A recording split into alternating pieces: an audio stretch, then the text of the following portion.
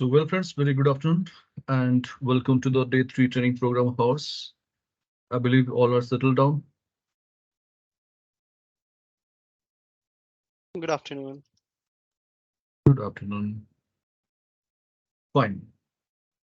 So, as we discussed, today we are going to start with our data summarization and analysis, like the moment to download the data from SAP or ERP, how to read the same data, and depending upon the target audience, how to present our data into information, the different types of reports. We are going to discuss that.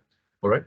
So let's go to our sample case studies folder. The file name is called data analysis. Just open it.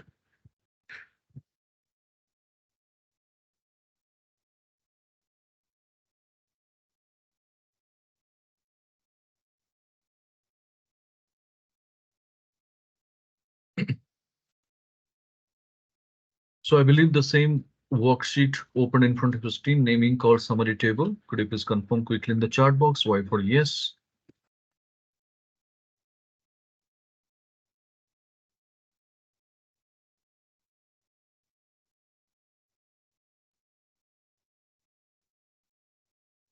Okay. So JP has confirmed. How about others?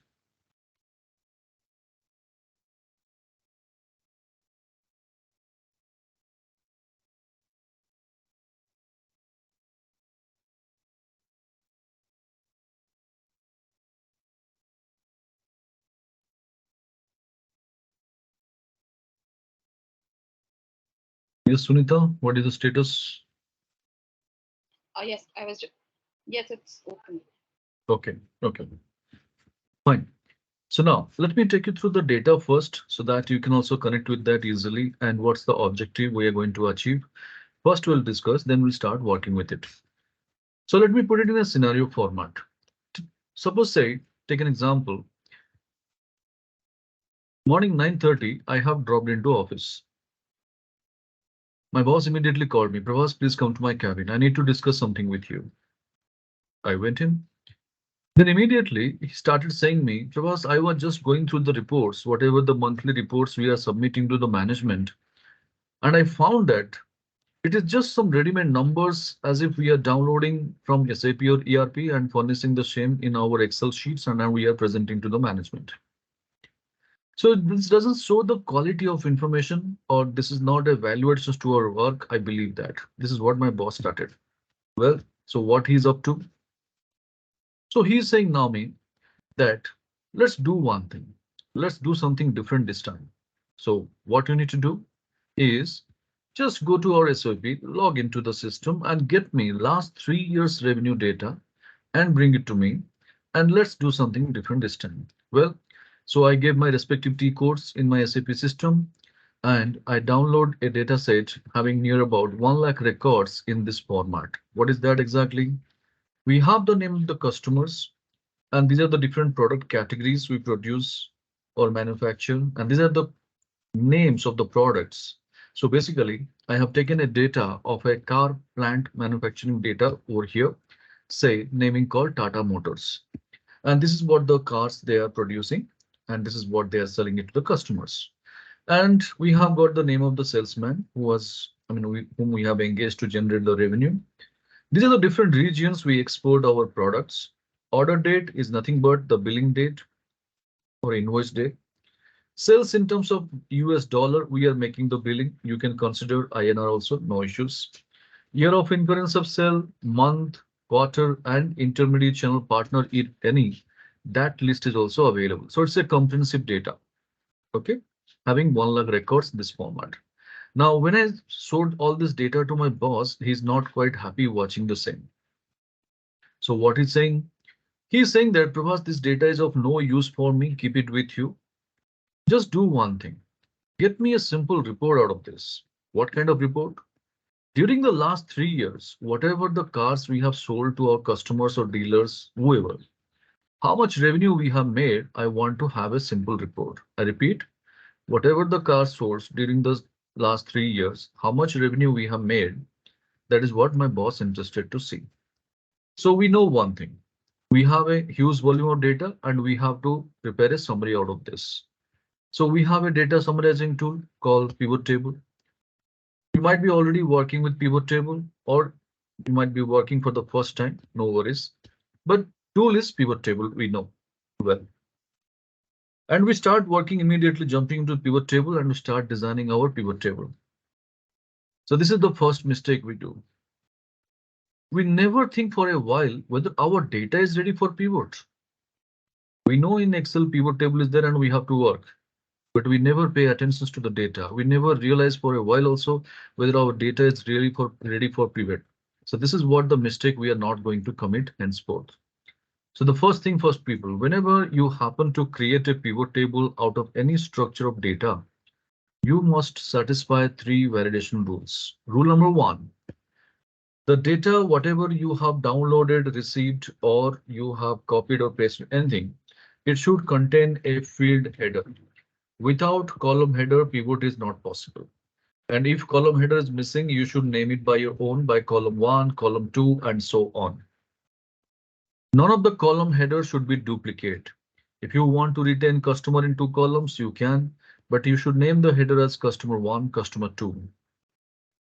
Rule number two, the amount of data, whatever we have captured, you can select along with me. Keeping your cursor in anywhere in the data set, Control A, and go for Control G. Go to Special.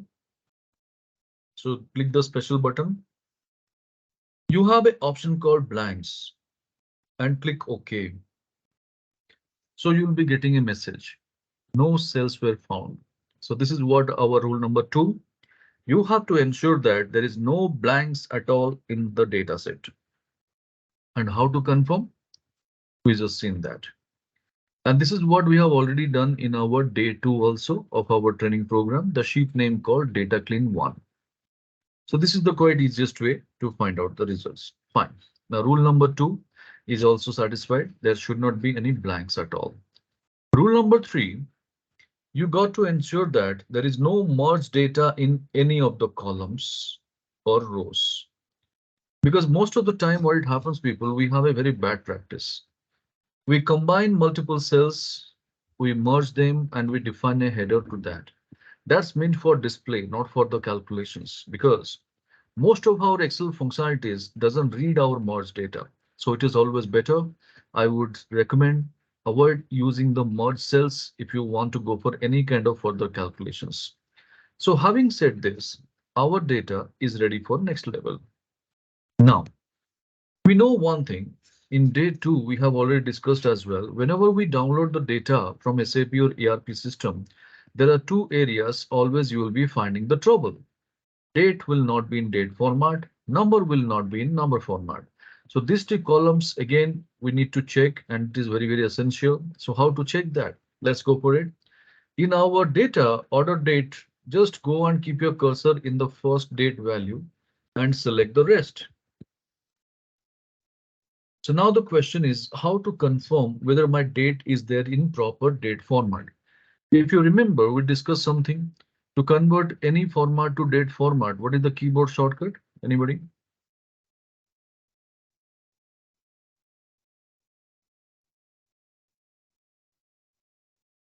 Control Shift 3. This is the reason why I was asking you, please practice well. Control Shift 3. The moment you go for it, can you see? Automatically the format is changing and it is showing in a proper readable format. So this is a confirmation again. Since our date is complied with the proper date format, that's why this set changes are happening. And now we have understood our date is there in proper date format. All right. Now go to the next one, sales USD. Keep your cursor in the first sales value and select the rest. Now the question is how to confirm whether my numbers are there in proper number format. So I told you again in day one as well, any format, if you want to convert into number format, what is the shortcut?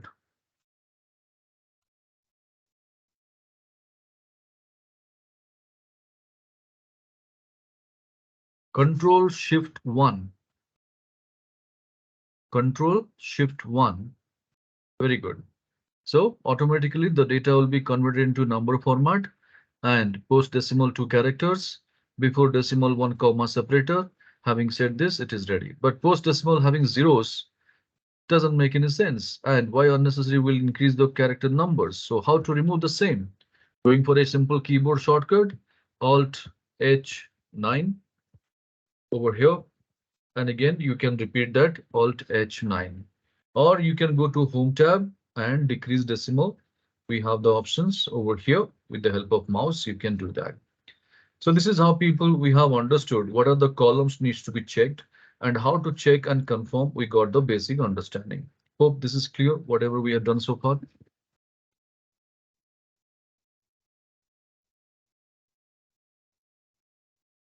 Now, what's next? See, now my screen, if you watch, I'm going to highlight some problems what we have with us. Just check. If you look at our date, year, and month column, can you see the problem? Anybody?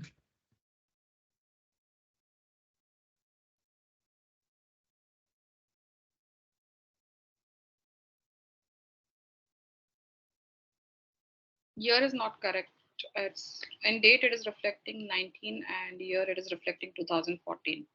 So technical, that is not possible. Yes, and month is it should be January, but here it is reflecting December. Ah, Absolutely. So this August. is the trouble. So now the first question, let's go and rectify our year column. So how to find a year from a date? If you remember in day one, I told you there is a ready-made year formula in our Microsoft Excel, and you can take the help of that and go to the order date as a serial number. The moment you hit enter, this is going to give you the year. And the same we can apply for others, right? Nothing new, which we have already discussed, same thing we are doing.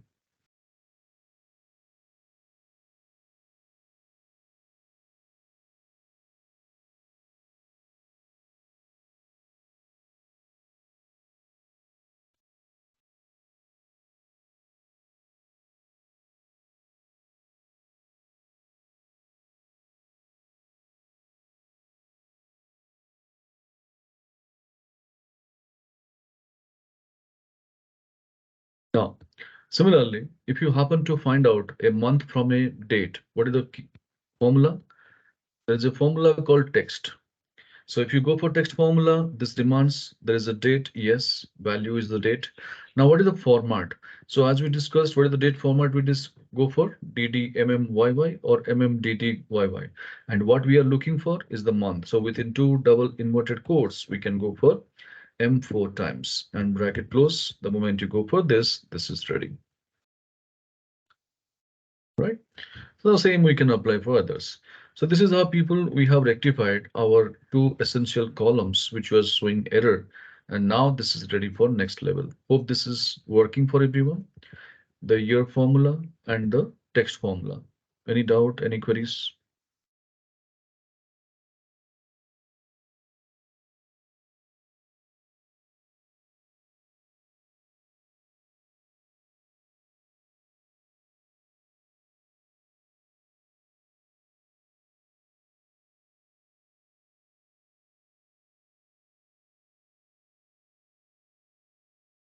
Fine. Now, once we have done with this, the next step, once our data is ready for next level, so what you need to do, keep your cursor anywhere in the data set and go for Control A and convert your data into table. I told you the other day in day one, day two as well. So what is the keyboard shortcut to convert your data into table is Prabhas, the yes. quarter is not correct. Yeah, we'll deal with that later. Don't worry. So Okay, for the okay. timing, we are just confining to our month only. All right, so Control T, very good. So when you go for selecting your entire data and Control T, T for Tango, T for table, the entire data is converted into table. All right. Now, keeping your cursor anywhere in the data set, if you go to your insert, the very first option you have got pivot table, right? But here, I would like to tell you something. Just watch my screen.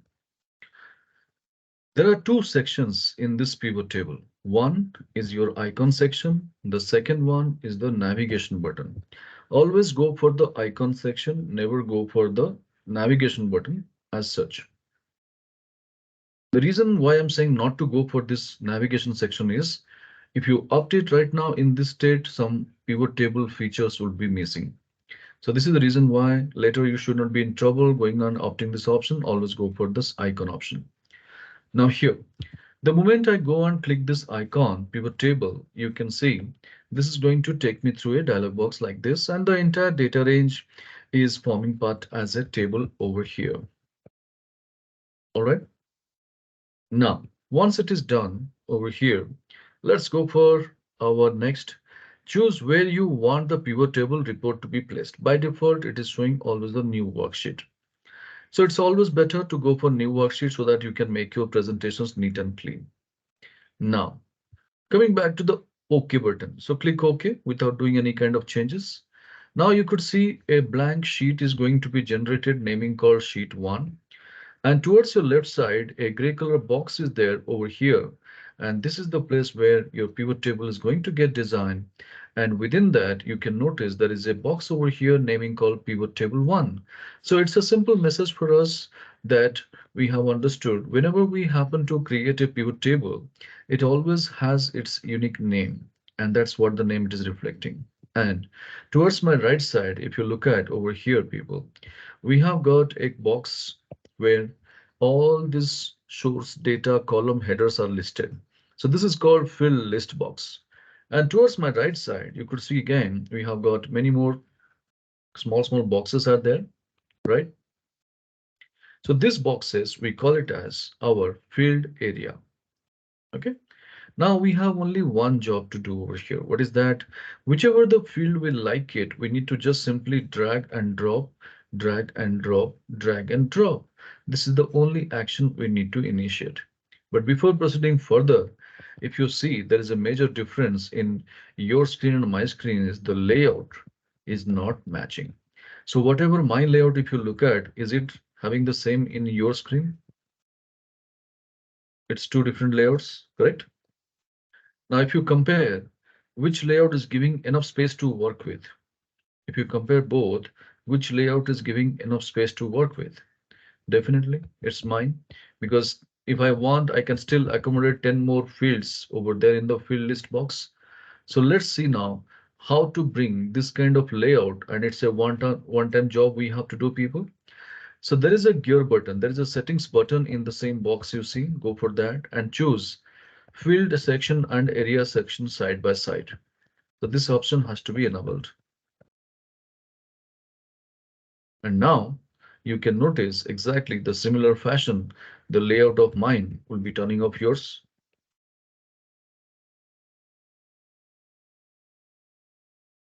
Right.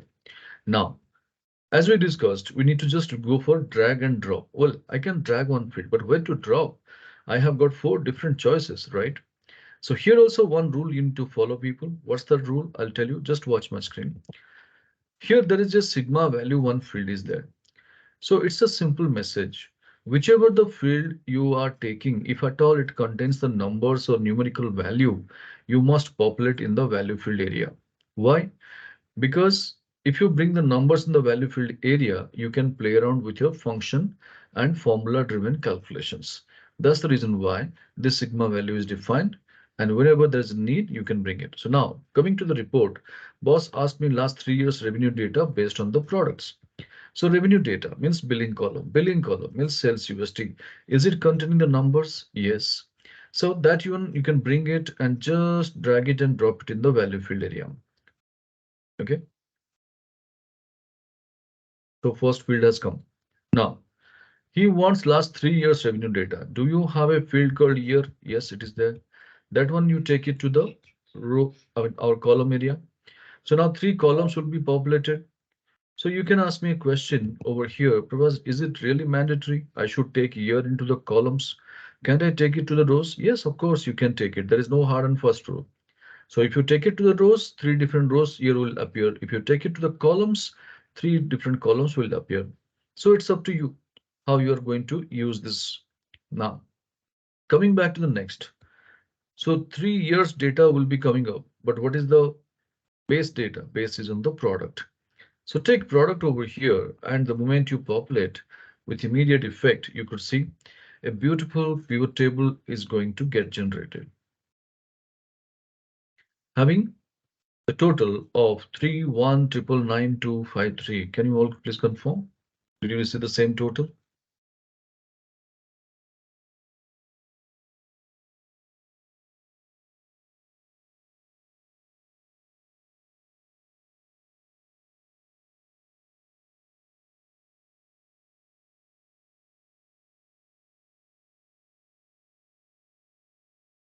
Now, though pivot is ready, but this data is not ready for dispatch.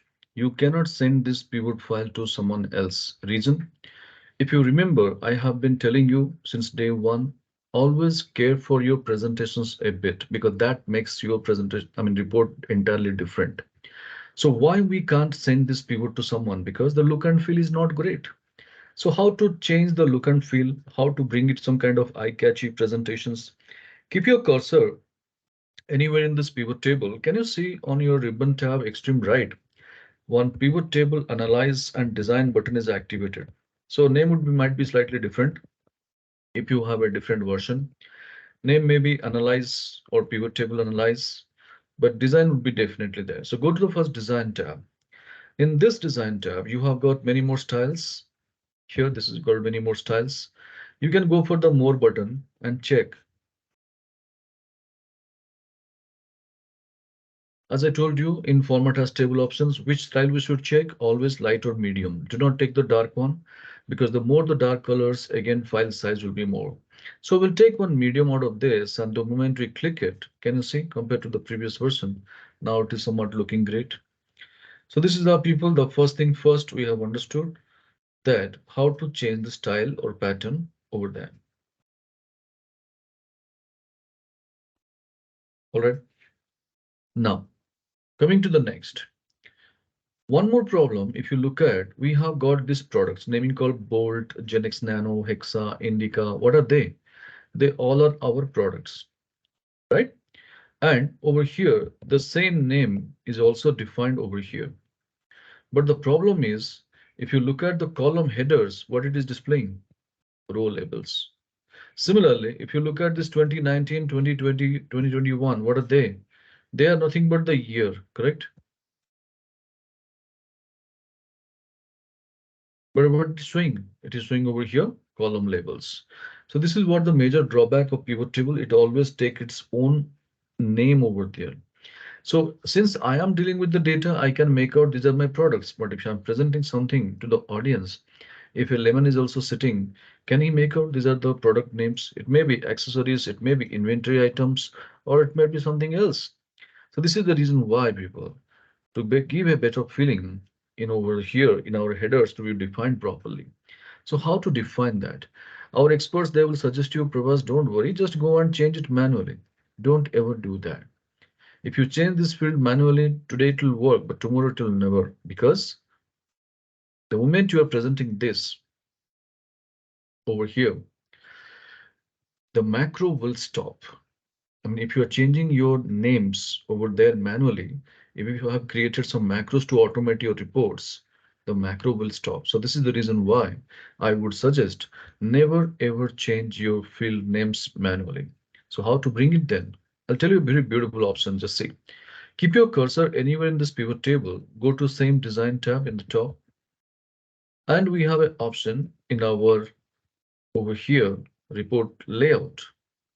Can you see we have an option called show in tabular form,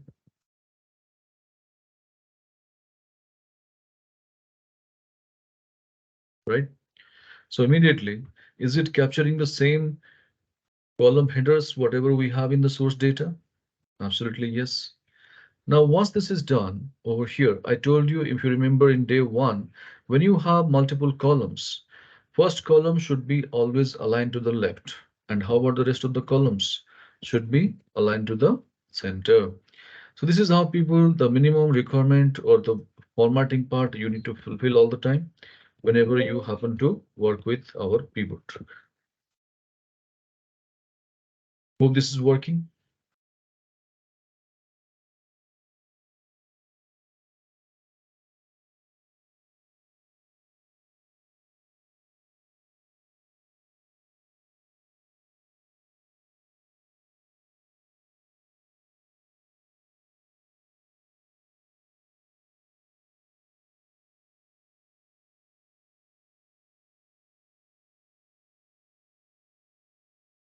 Now, once we have done with this, now see how the data is being expressed over here.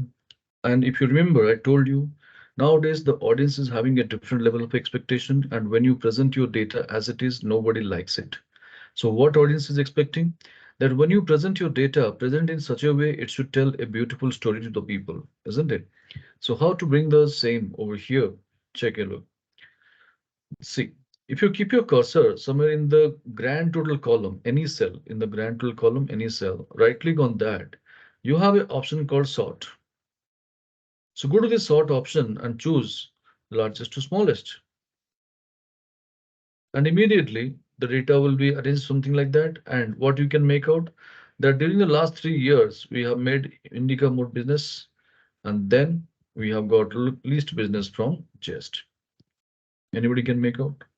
So this is how people we have understood how to create a pivot table from our dump data, satisfying all the validation rules, doing the necessary checks in the column, and finally creating a pivot. If at all any queries are there, do let me know.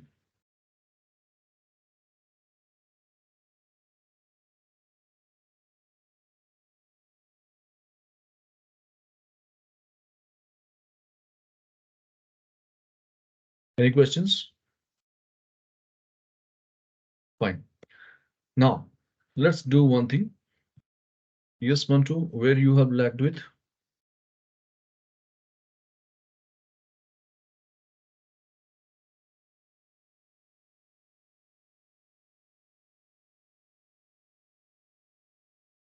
How to make a pivot. Okay. You can share your screen. Let me see up to what state, then I'll continue with that.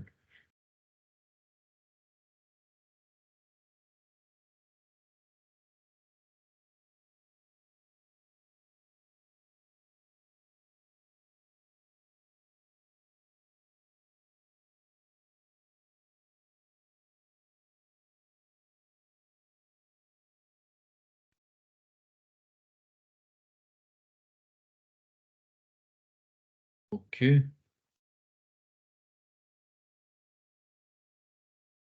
So first thing, you just change our year. Go to the year column. Keep the cursor in the first year value and type a formula equal to year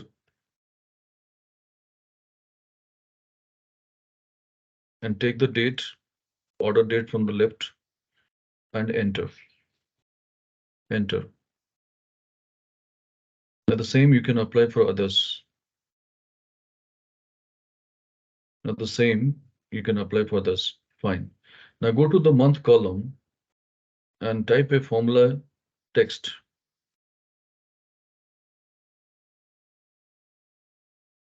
Keep your cursor in the first month and type the formula text and take the date again. Take the date again and go for comma. Within two double inverted quotes, type M 4 times.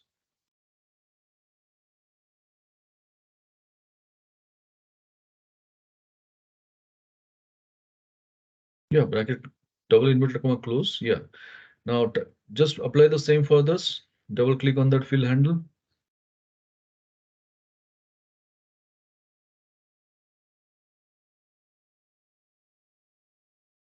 Right. Now select your entire data, Control A,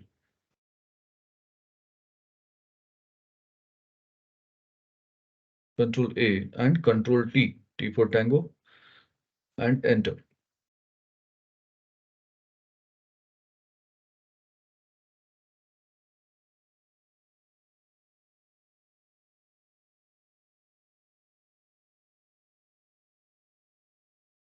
Yes, convert your data into table, Control T, and hit enter. Right. Now keep your cursor in one cell. Just select one cell out of this range and go to Insert, Pivot Table, Insert, not Table Design. Go to Insert. Pivot table icon, you click. No, don't navigate. That is what I denied. Click that icon only. Insert and pivot table icon is there. Just click the icon. Don't click inside. Yeah, click there.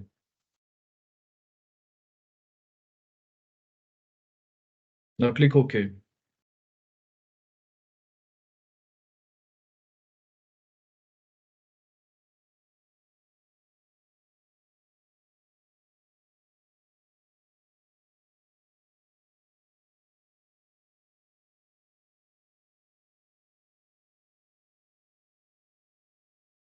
Right.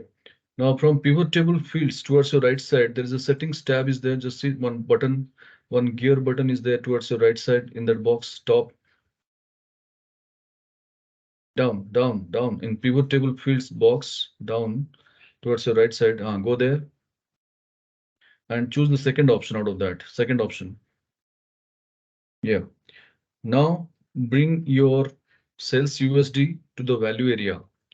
Sales USD, drag and drop it in the value field area.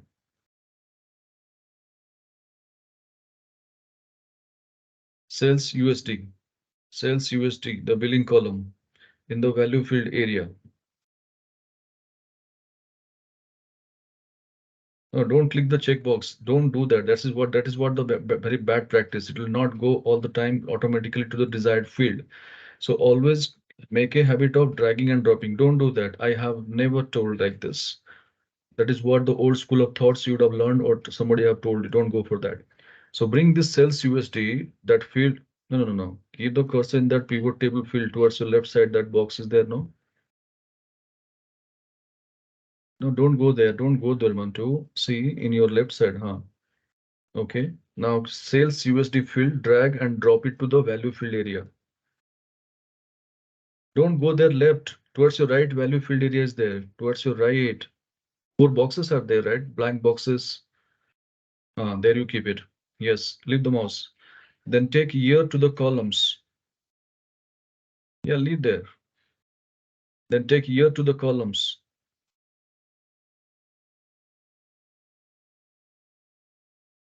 There's a columns field is there. Take it to the columns. And then take product descriptions to the rows.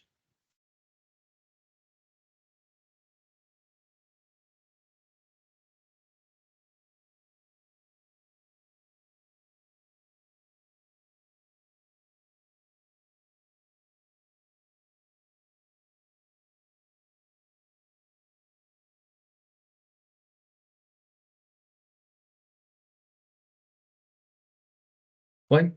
Now, keeping the cursor on the pivot table, go to the design tab in your ribbon menu. Extreme right, design tab is there.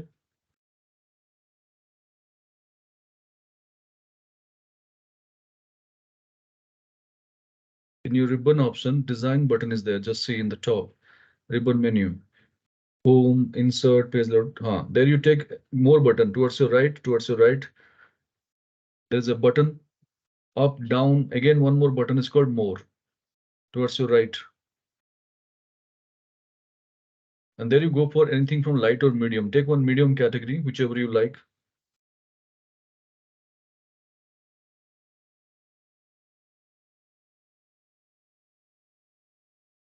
Now, once it is done, keep your cursor over here. Go to report layout from the left third option, report layout.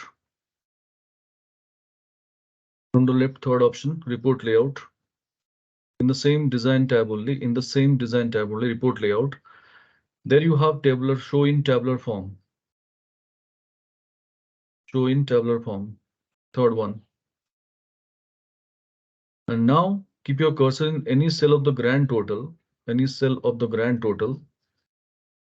Right click on that and sort largest to smallest.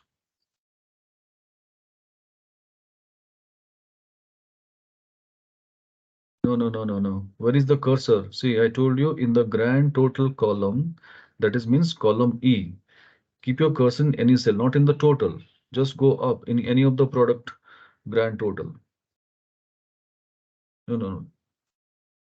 Yes, right click on that. Sort largest to smallest. Okay. I don't think it has happened, or there is a lag between the timelines. No, it's not done. Right click, sort largest to smallest. Go for the category of largest to smallest. You have chosen smallest to largest, I guess. Again, go for that option, sort largest to smallest. Sort largest to smallest. Now it is perfect. You are having the mobile data or Wi-Fi, Mantu?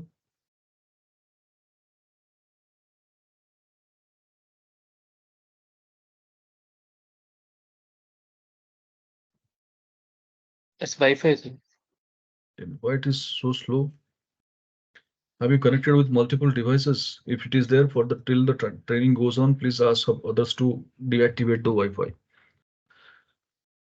Okay, okay, sir. Yeah. All right. So I believe now, friends, we all are in equal page and we got our first pivot table ready. All right. So do one thing now over here. The sheet one, whatever it is there, kindly rename the same as pivot one. The way I'm typing, exactly type in the same fashion. Okay.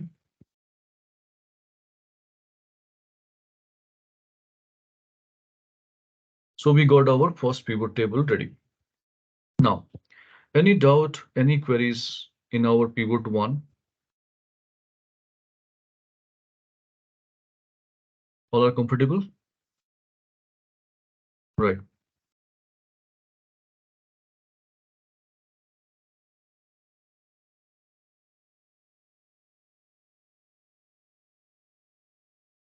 Good.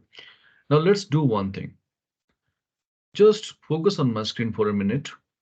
Take your mouse pointer to pivot one. Don't click that. Just take your pointer.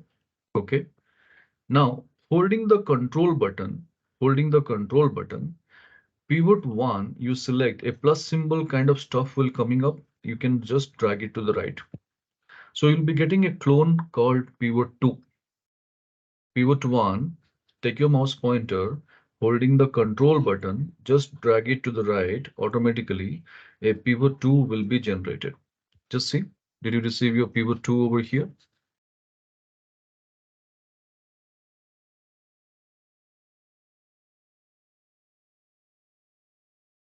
No.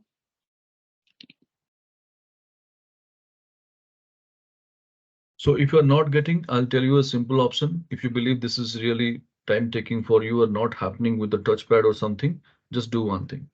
Pivot one, you can go for sheet tab and right click on that. You'll be getting an option move or copy.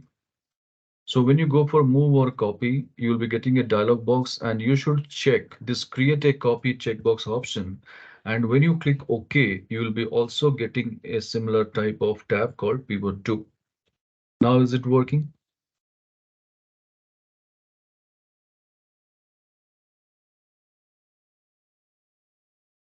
Right. So now let's go and discuss what else we can do.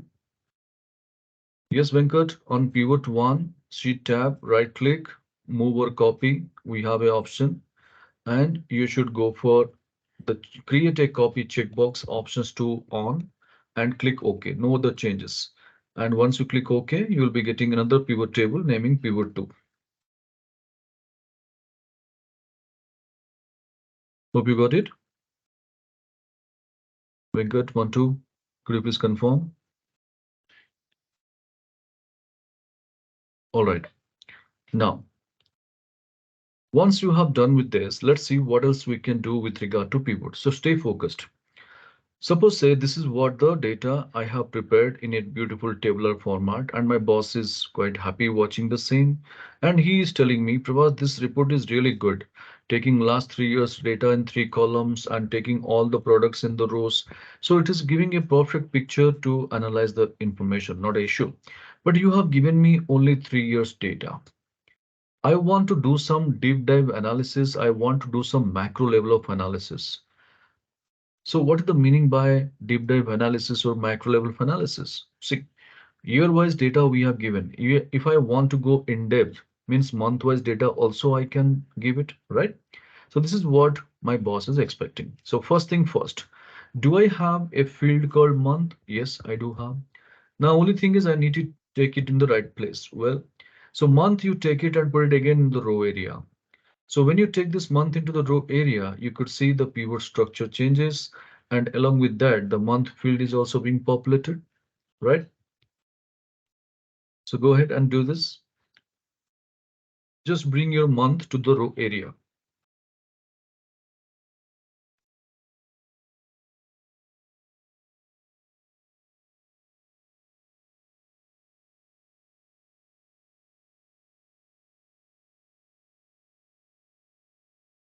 Now, Once we have done with this, let's focus on this report. Remember one thing, friends, whenever you prepare a pivot, each and every pivot table, they have their own unique story. So before dispatching the pivot table report, you need to first understand what kind of story this pivot is going to give it to the audience, or it is going to convey the message to the audience. So let's focus on that. My boss had asked me last 3 years revenue data. Did I give it? Yes. Along with that, his immediate demand was month-wise data. Did I give it? Yes. But as an audience, if I see the larger picture, what is the pivot table story it is giving to me? That I am looking for as if the product description was the report. Though month is there, month has become secondary, product is still playing the primary role. And this is the place where it has gone wrong. My boss has never emphasized upon the product. He has emphasized upon only the month. So basically, though we have the month field, but it is not setting up the priority over here. So how to change the preference? Just say here in the row area, if you see product description is there in the top or beginning, so that thing you have to bring it below to the month and see the beauty, immediate structure will be changing. So when you do the changes over here, product description, keeping it below to the month, here also the order is changing. Can you see that? So this is how a simple interchanging the field, the whole pivot story is changing. So now what is the story? Though we have got 3 years data, now the more preference goes to the emphasis goes to the month column, not in the product column. So product becomes secondary, month becomes primary. All right. So this is how people, whenever there is a need, you can keep changing the fields. I believe this is working fine. Yes. Provas, Month can you wise product. Yes. please explain again? Yeah, in the row area, you have to just take that product description field and put it below to the month. Just interchange the field, or month you can bring it above to the product description, anything. I did, but for the product description is reflecting within that January column. Well, you did not do the changes. As I told you in the design tab, you should have done the changes going to report layout. I told you show in tabular form. Oh, okay. Yes. Now, if you do, you'll be finding the same thing as it is. All right. Now, just stay focused. Report is ready. Now my boss has given the focus to the data area and he is watching, and there are many more places blank cells are there. Can you see that? So immediately he asked me a question, Prabhas, why there are so many blank cells? If you remember, when we started our pivot, I told you you have to ensure that there is no blank cells at all. And we have checked and we got the confirmation there was no blank cells at all. But still pivot is containing the blanks. What does it mean? It's a simple message. During that year, with regard to that month, for that particular product, we have never raised a single invoice. So that's the reason why we are getting blank. So it's not necessary or mandatory that in pivot each and every cell will be containing or carrying the value, isn't it? This is what we understand. But the person whom I have sent, say, to my boss, or marking CC to another 4 persons, same question is going to be asked by all the 5 people. Now, when I'm explaining the same thing to 5 different people for 5 times, whose premium time is being wasted, of course, it's mine. But my time is not mine, as I have been telling you from day one. It's the organizer's time. But who is held responsible for the waste of time over there? Of course, it's me. I can't blame my boss at any point of time. Because who has given that opportunity to ask this kind of unwanted question?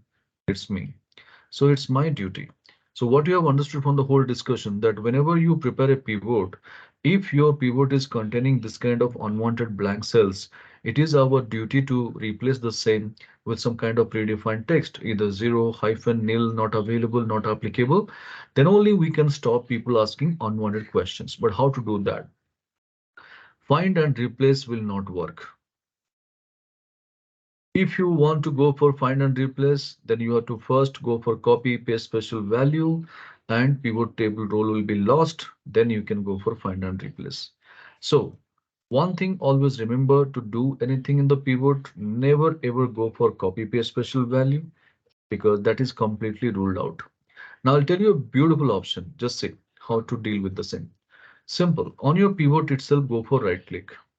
You will be finding a option, okay, over here called pivot table option. Pivot table option. Now, just see the beauty, okay? I'm writing something. Where I'm writing? Over here in the right click itself. So this is one of the AI tool over here added in our Microsoft 365. You will never find such kind of search button over there anywhere. So anything I would like to go for, suppose say refresh, or I want to go for data validation, I can go for simple writing. So it will be showing me the direct options where it is. So I don't need to remember, is it there in my data menu? Is it there in my view tab? If I'm not aware also, I can directly take it from this options, the suggestion box or the search box, we call it. So this is one of the AI tool added in our 365. Now, where you need to go exactly is the from the bottom second one, pivot table options. Okay, so when you go and click this pivot table options over here, it will take you to a dialog box, people, and you can notice there is an option called for empty cells show. One box is there. Can you see? Empty cell show, one box is there, right? So in this box we need to type whatever the text we are expecting as an output. You can type anything as you like, but I would suggest, since we are dealing with the numbers, it's better to go for 0 typing in the box. And the moment you click OK, with immediate effect, entire pivot table wherever the blank cells are there automatically replaced with 0. Can you check it out? Is it happening?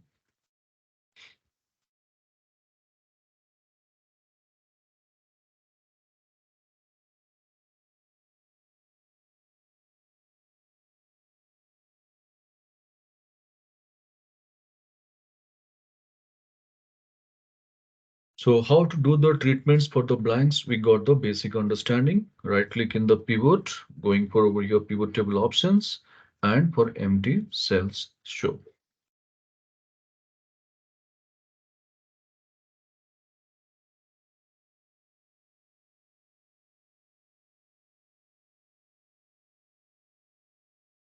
Now, once this is done over here, next what happened? My boss started operating with this data. Please stay focused. So he started looking at the product. First is Jest, then Hexa, then Nexon, then Tiger, or Tigger, like that. Then it goes to Tiago. So when he goes to the Tiago over here, people, then he's unable to make out which month this product is pertaining to. Again, he has to look back. Then only he realizes that this is of January month. And this is the way when I'm presenting it, my boss is not willing to read the data in this pattern. So what he's telling me, Prabhas, why don't you do something? Why don't you just fill this month column wherever the blanks are there with the month names? So irrespective of any row item I'm dealing with, I can simply make out which product or which month it is entirely. Well, to make it happen over here, if you remember, we discussed something called data fill in our day two. So regular intervals of blank cells were there, and we were filling the data. How? By selecting the entire column, Control G, special, blanks, equal to, previous cell, Control Enter, all this exercise we had done. Did you remember? In day two. And the sheet name was data fill, right? So there was a lot of exercise around to make this data ready for the next level. But here we are working in pivot. First of all, those setups are not going to be applied with pivot.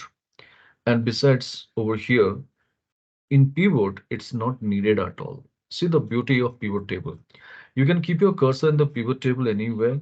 Go to the same design tab.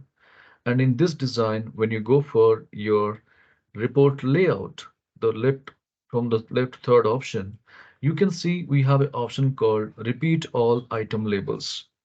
So this option is going to help us. And once you click it, can you see the entire month column will be readily applicable. All the blank cells are available with the month names. So this is what the beauty of pivot. All right. So now in pivot 2, what we just discussed, whenever there's a need, how to take more than one field and prepare a pivot, and how to turn the different story of our pivot table by simply interchanging the field, how to deal with the blank cells of the pivot table, And what is the usage of repeat all item labels over there in pivot table? We got the understanding. So any doubt, any queries in our pivot table number two, people, anybody?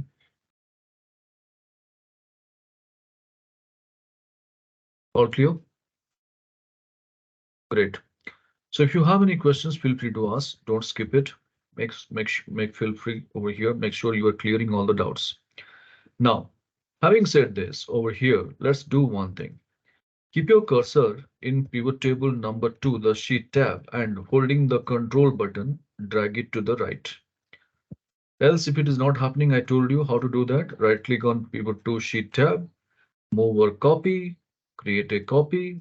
Checkbox needs to be activated. Click OK. Choice is yours. So pivot three, let's discuss what else we can do with regard to pivot.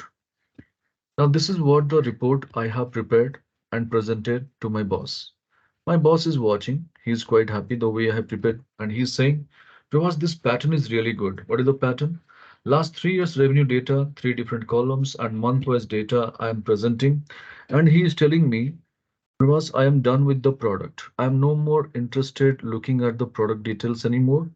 But the report pattern should be named, I mean, report pattern should remain the same. But instead of product, I just want to analyze the data based on the dealers or customers. So first of all, go and check which is unwanted product description. So product description field in the pivot table field list box, there is a checkbox added over here. This checkbox needs to be deactivated. So go and deactivate. So which is unwanted? First we have removed. How to remove? I told you also, right? Now, what my boss is expecting? Customer-wise data. Do I have a field called customer? Yes. That one you hold it and drag it below to the month in the row area. And see the beauty. The pivot structure changes. Again, what is happening? Last 3 years revenue data based on the month with regard to the customers. So kindly confirm all of you have got the same setup over here, people.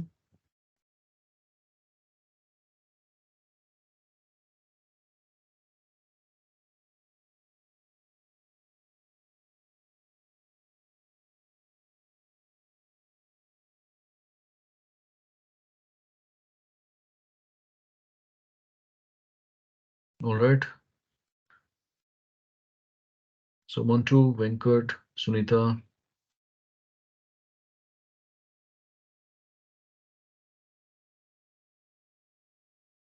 Aishwarya, it's working.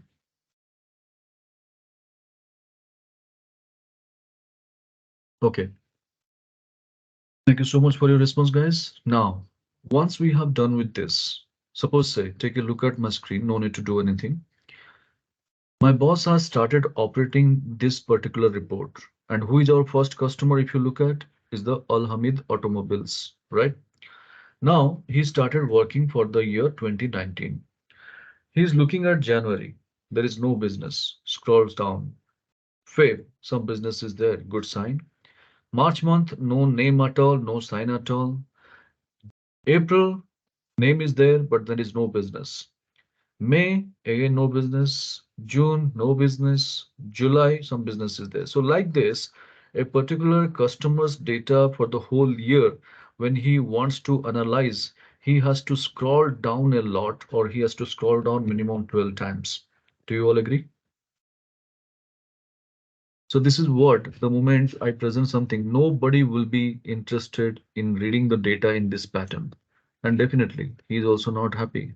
So what he's telling me literally, he's saying, Prabhas, you have presented the data, information is there, but it's of no use because I need to scroll a lot. I need to navigate a lot. I don't want to do that. Why don't you make a simple report in such a way? Whenever I open the file, it should show me the entire report at once. I no need to navigate a lot. I no need to scroll a lot.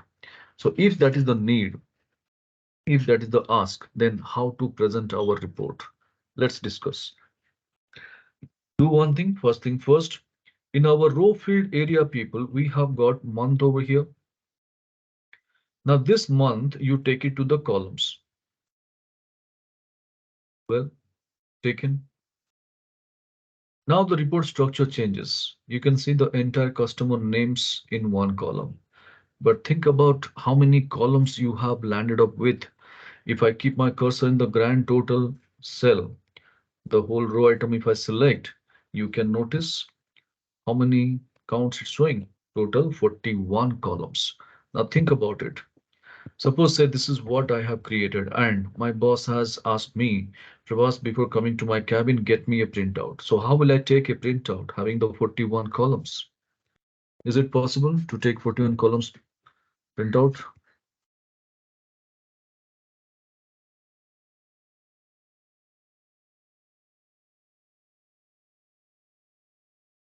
Why not, Martin? You don't know how to take a printout of 41 columns? You can do that, right? We have the option fit to page, entire columns you select and go for fit to page. All these 41 columns will be appearing in one page, no doubt. But what will be the status? The font size will not be in a readable format. We can take a printout, but that's of no use again. Again, it's a waste of stationery. So in that context, in that case, can you suggest me, Prabhas, why you are getting worried? Do one thing, take a magnifying glass, take that report printout, give it to your boss and tell him, please help yourself. Is it a right advice? Can you give it to someone? Or do you think that my boss will be happy when I hand over these two instruments to him? One is A4 sheet paper, one is magnifying glass. So definitely not. So this is not the right way to express our data, people. So how to make some improvements on this? Watch my screen. In our column B, people, you have a name called 2019. One cell is there, correct? In column B. There we have to keep our cursor, right click on that, and you'll be finding a option naming called expand and collapse. So when you go to expand and collapse and navigate, there's an option called collapse entire field. Collapse entire field. And once you do so, see the beauty. The entire 3 years data of 36, 39 columns, whatever it is, it has been clinched just to 3 columns and creating one radio button, a plus symbol in the left side. So this plus symbol is called technically in Excel language radio button. And what is this radio button does? Suppose say anybody from the audience asks me, Prabhas, can you show me only 2021 data? Yes, I can simply click on that plus symbol. Only 2021 data will be expanded. And once my presentation is over, again, if I want to bring it back, I can simply click on the same button. So now what is happening? Unwanted data I am not showing to the people. Unwanted questions are not going to come up.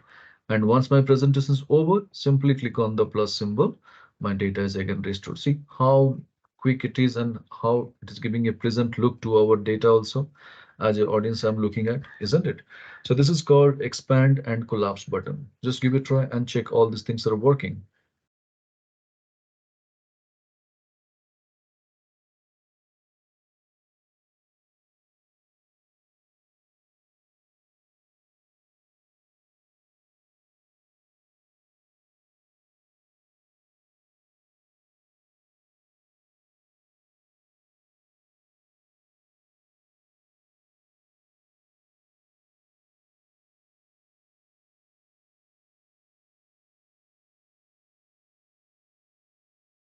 So any question, people, you can ask me.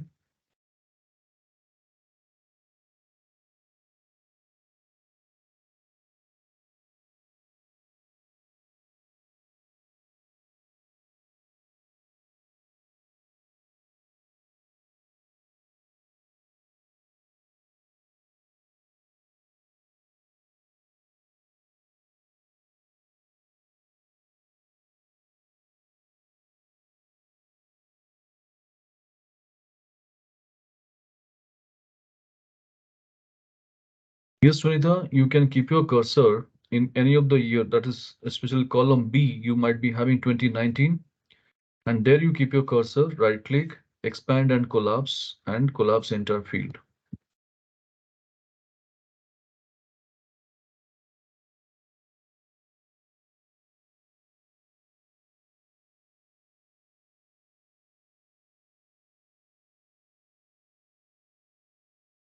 Right.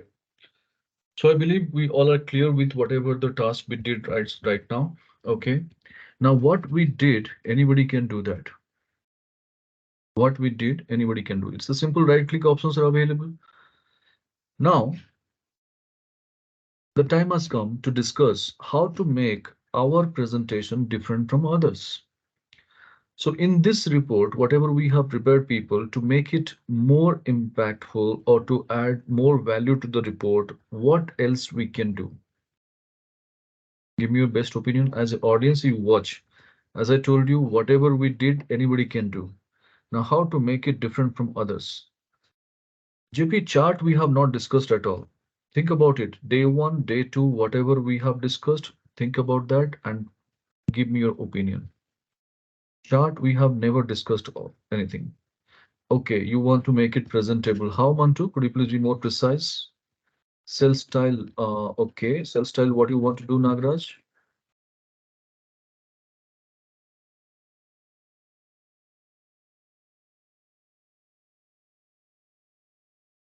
Okay, so Sunita is coming up with data visualization. Okay, Sunita, what kind of visualization you can apply? Like with data, we were able to do a column graph or bar graph presentation in a cell. Okay, column presentation, bar graph, something. So if I go in this fashion, I'll go to home, conditional formatting, data bars. If I go for this, is it giving a value additions to your work?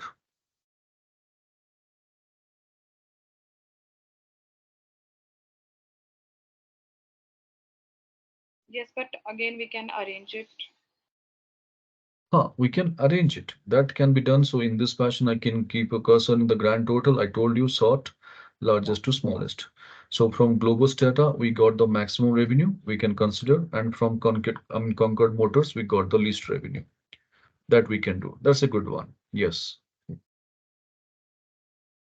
Now cell style. Nagaraj saying some cell style. Nagaraj, could you please unmute and speak? What is that meaning exactly? You want to go for cell styles?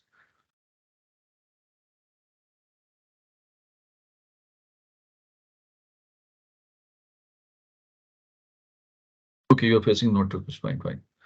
Fine. Mantu, if you have something, you said something presentable. So now it is already in the present. No problem, Nagaraj. So it's in the already in presentable format only. So what else you want to add? Okay, no issues. Fine then.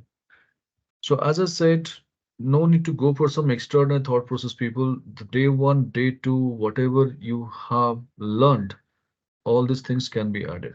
Like taking example, we can present our data in a kind of a tabular format. So this is already in a table, no issues. Now what else we can do? The data, it is not showing a proper number format. I can add it. It is not showing the currency. I can go for my currency format like this, right? That's a value addition. If it is dollar, I should add the dollar, right? So all these things we could have done it, isn't it? Now, along with that, what else we can do? See, go to the column next to the grand total. Do it along with me. You will come to know just in next 3 minutes. What's the beauty? Keep your cursor next to grand total. Start working with me and name it as over here. Say visual. Okay. And to give a feel as if this column is the property of our pivot table, keep your cursor in the grand total cell. Grand total cell. Okay. Go to the home tab. We have a format painter option. Yep. This paintbrush kind of stops is there. Select it and keep the cursor on the visual and click it. So this will be giving you the exact feel of the same colors, and we can consider this is the property of pivot table. All right. Now over here. So since I have changed my data in largest to smallest order, now my first customer is Globus Tata. Okay. So if you have along with automobiles also fine, not a issue. But now select only first customer's 3 years data. Though it is Globus Tata or it is Alhamid Automobiles, select your first 3 years data, not the grand total. Go to insert.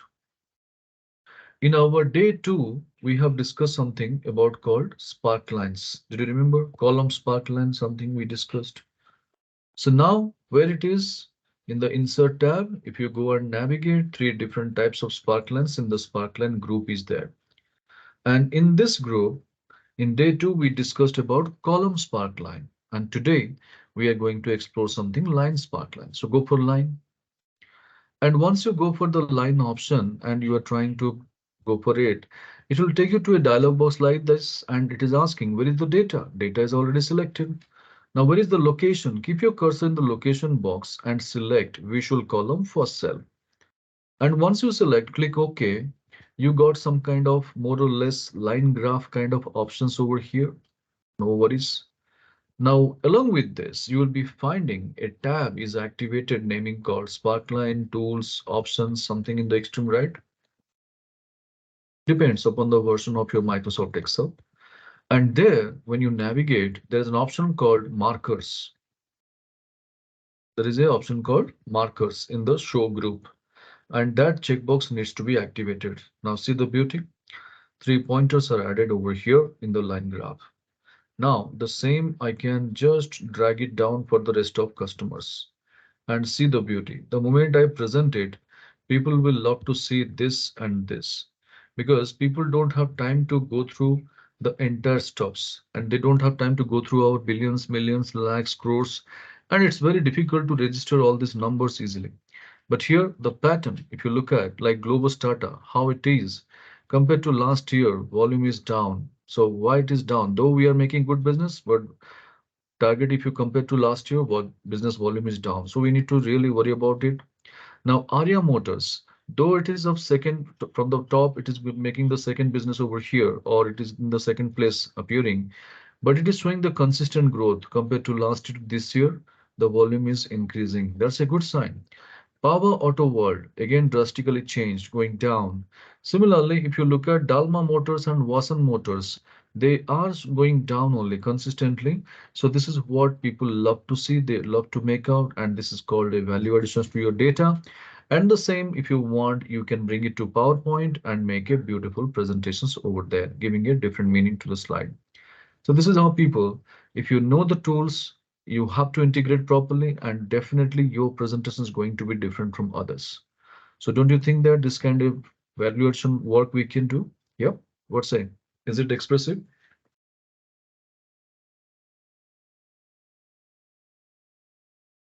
Right.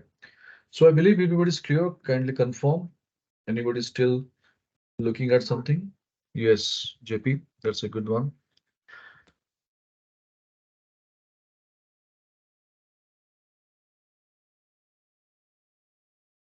So as I told you in day two people, presentation is something is all about your innovative ideas, thought process, and creativity. Calculations anybody can make. Yes. So only weapon you have to explore the tools more and you have to do a lot of practice on that. So how to, in what meaningful format I can present it. Now, once we have done with this pivot tree, let's do one thing. Take your mouse pointer to pivot 3 sheet tab and holding the control button, drag it to the right. So one more pivot will be turning up. You can name it as pivot table number 4.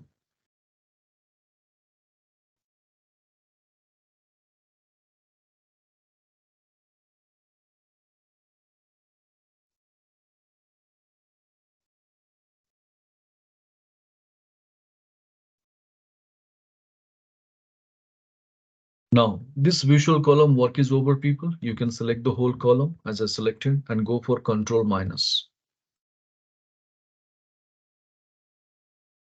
Now, our month work is over. You can remove that checkbox from the pivot table field list box. Customer work is over. That also you can remove the checkbox. Product description, you can bring it to the row area. So the first pivot table, whatever we had, we have brought the same structure, nothing else, nothing new.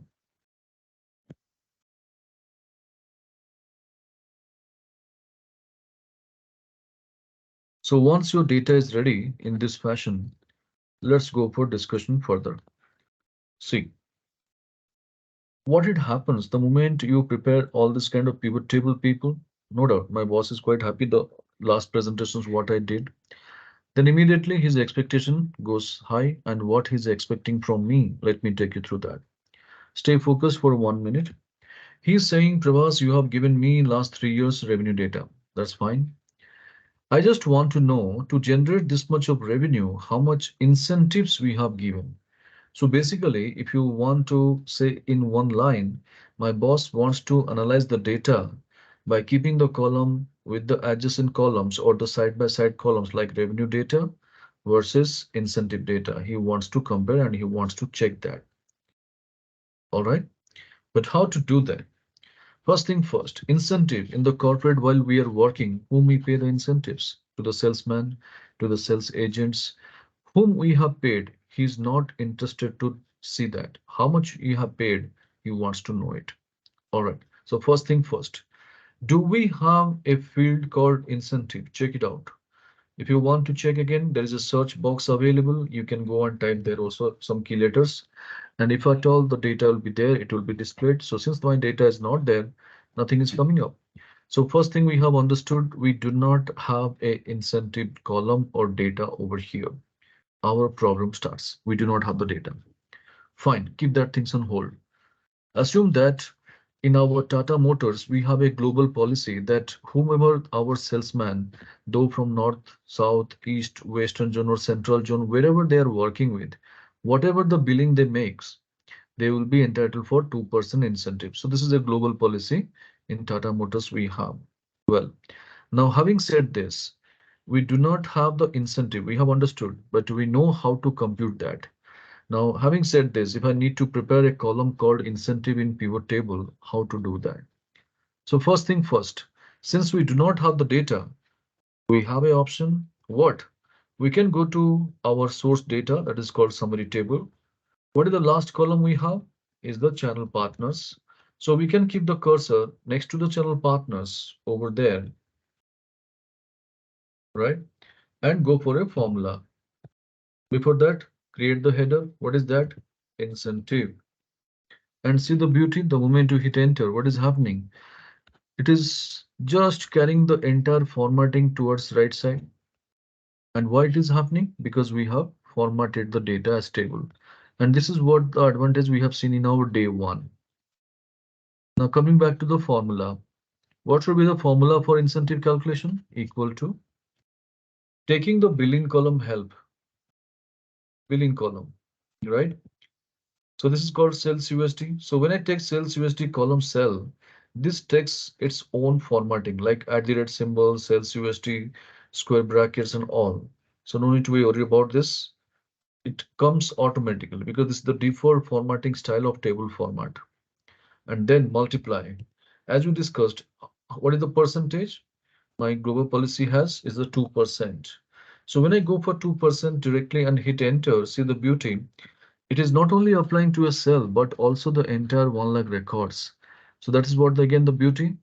Since we are maintaining our data in over here in a table format, all this changes instantly. It is happening. Okay. But this changes, where did you do? In our source data.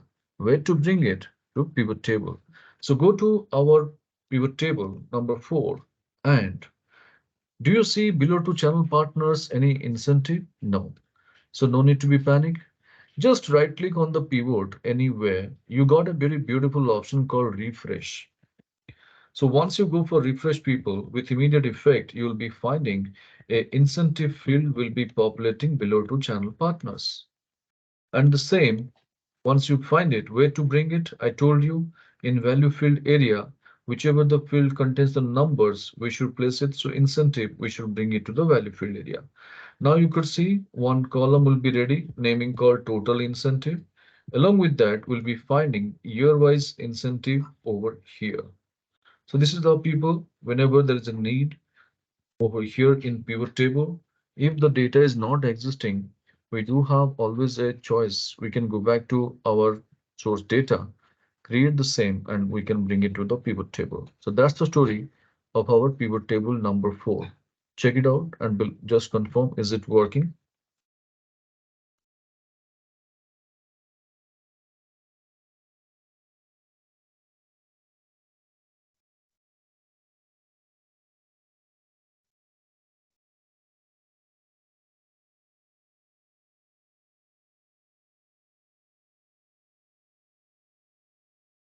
Well, Nagaraj, I love to answer that.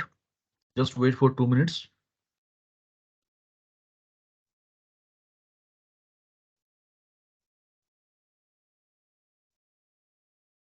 So pivot table number 4. I believe this is clear. Yeah, we are going to discuss Nagra. That's what I told you. I love to answer that. Just give me 2 minutes. Yes, friends. So could you please confirm in pivot 4, whatever we did, all of you are clear with the incentive data population?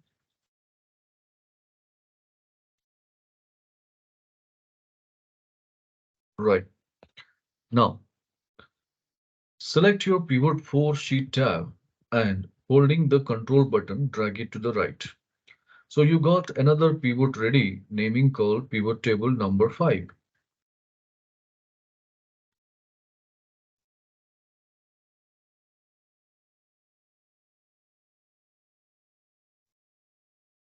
All right. So now our incentive work is over. You can simply deactivate that field. No issues. Now, suppose say my boss is demanding me, because you have given me incentive. Thank you so much. But now I want to know, while making this much of billing, how much discounts we have given to our customers. So my boss wants to analyze now billing amount versus discount amount. He wants to analyze. So if that is the case, how to bring discount in our pivot table? So first thing first, do we have a field called discount? Check.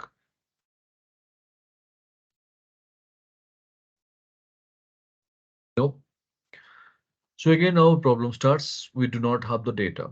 Fine, keep it on hold. Now say, take an example, like incentive, we have a global policy for discount as well in Tata Motors. Whoever our customers or dealers, they go for whether small quantity, bulk quantity, no issues. Everyone is entitled for 5% discount. Suppose say this is what the policy we have. Now, having said this, if I want to populate a column in our pivot table naming called discount, how will I do that? I repeat, we do not have the discount field, but we know how to compute it. If I need to bring discount, can I go with the same rhythm the way we have got our incentive? What do you say? Right? Of course, yes. Why not? Now let's go for on my screen. No need to do anything. No need to do anything. Okay. Yes. So what we need to do? We need to first create a column, name that, apply the formula that will be applicable for others. Then we have to bring it to pivot table. We have to go for right click, refresh. Then field will be populated and the same we can bring it to the value field area. This is what the whole lot of exercise we did. How much time we have spent roughly? 2 to 5 minutes.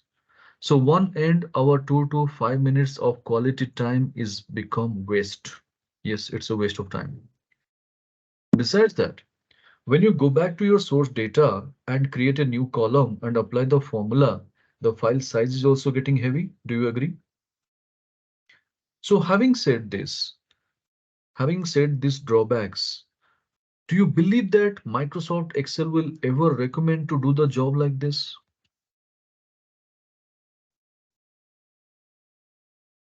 Never? Then why we are following this approach? Because this is what our experts suggest us. So now the question is, without creating a source data column, how to create a column in the pivot itself with application of our own formula. And why we need to do that? Drawbacks we have seen, automatically file data size becomes huge and it is taking a lot of time to populate. So to overcome all these challenges, what is the best way? How to get a new column called discount? Let's go and check it out. Start working with me. Keep your cursor anywhere in this pivot table, anywhere, and go to your pivot table analyze or analyze tab depending upon the version of Microsoft Excel. You have a group called calculations. And within that calculations group, we have an option called fields, items, and sets. Fields, items, and sets. And when you go for fields, items, and sets, it will take you to another dialog box inside, and there's an option called calculated field. Calculated field. And when you go for this calculated field, over here. This will take you to a dialog box like this, and this is the place where the name it appears. So remove everything, whatever in the name box is there. Okay. And now, what is the new field name we are expecting is discount. Type it.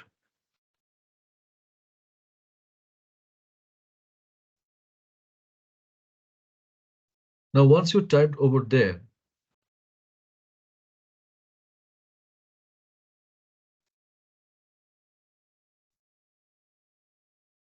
then formula, whatever it is there in the formula box, please delete it because we are going to customize our own formula.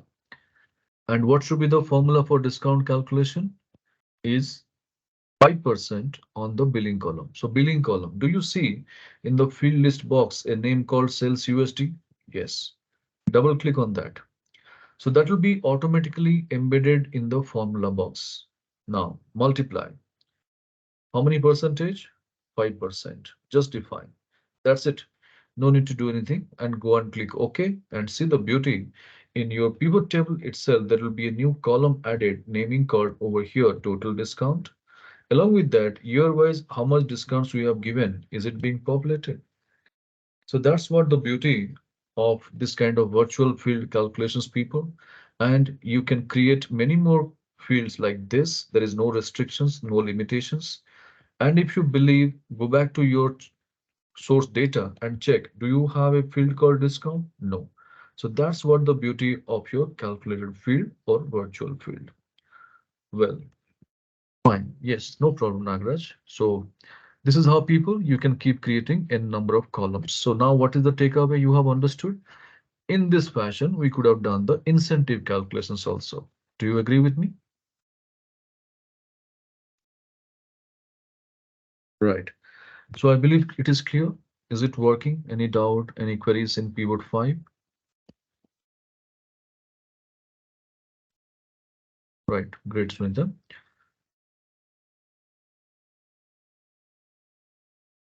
Venkat, what is the status?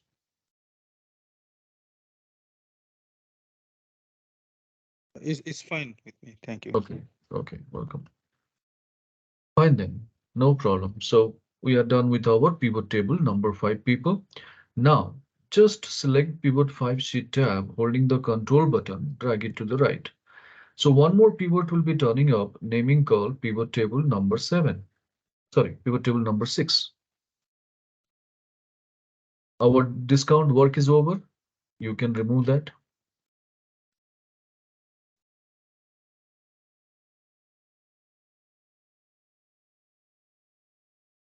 So are you sure there is no question in pivot table number 5?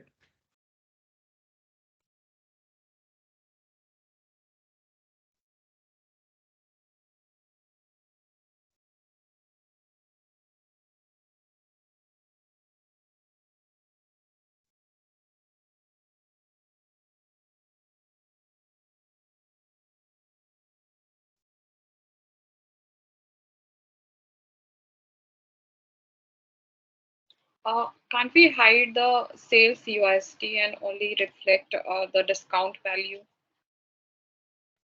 Sales USD. Okay. If you want to hide it, then Yes. there are multiple columns over here. Okay. So sales USD and discount. Now, if you do not want, of course, if you bring it back, you can only show the discount over here. Okay. Thank you. Yeah, no problem. Yes, any other questions? Friends, you must have a question. Okay, what is the question? Since you did not ask me, I will tell you. You may come across this kind of stuffs. Just focus on my audio, watch your screen. See, suppose say my boss asked me, Prabhas, we are selling the premium products. Why you are giving discount to the customers? 5% that too. It's a huge amount. So later management has decided, no, don't give 5%, make it 2%. So now the question is, my discount column, the calculations, whatever I have done, I need to change this from 5% calculations to 2%. So how will I do that? Do I need to recreate the entire process or should I go and edit the existing field? Which is the better option? Editing the existing one or going for a new column?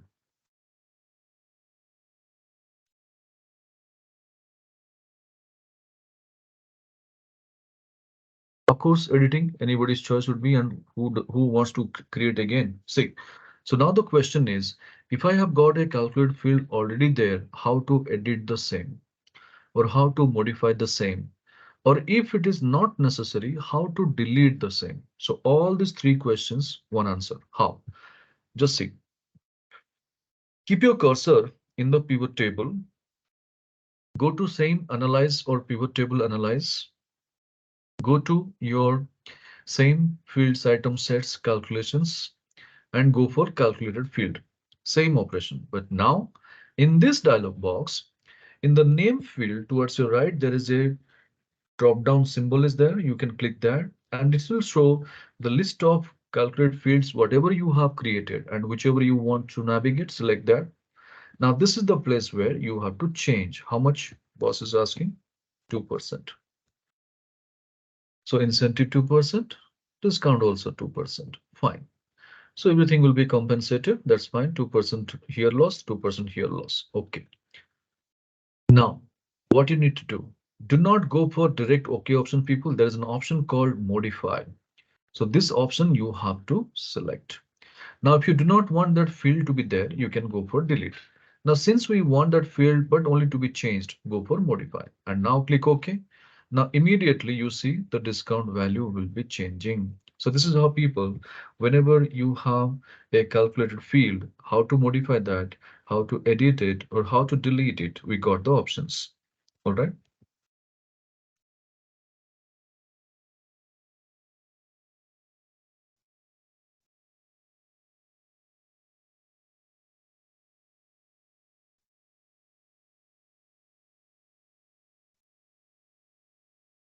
Fine. So now let's go for focusing at our pivot table number 6. So now I'm going to take you through one more beautiful concept of our pivot. Stay focused with the situation problem statement. Now say this is what the pivot I have presented to my boss. Say take an example. Our story we have started one. If you remember day one, who are the characters? I started the story. Anybody can recall that?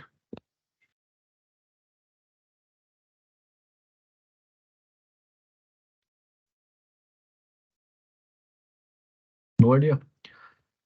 So I believe then I'm a bit afraid. Are you going through the recordings or not? Ah, that's a good one. I should have remembered. See, that's what employee remembers the boss, boss remembers the employee. Fine, very good. I'm glad. Anyway, so this is what suppose say our friend Ashurya is presenting. All right. Nagraj is watching that, no issues. And Nagraj is saying, Ashurya, this is really a beautiful pivot table you have made. I'm happy the way you have presented. But the thing is, you have given me only one pivot table. What I want is similar pivot table should be there, but that should be based on the salesman. So salesman wise multiple pivot table Nagraj is expecting from Aishwarya. Now in this case, what Aishwarya is going to do? So let me take you through. Don't do anything. I'm doing or working on behalf of all. Just watch my screen.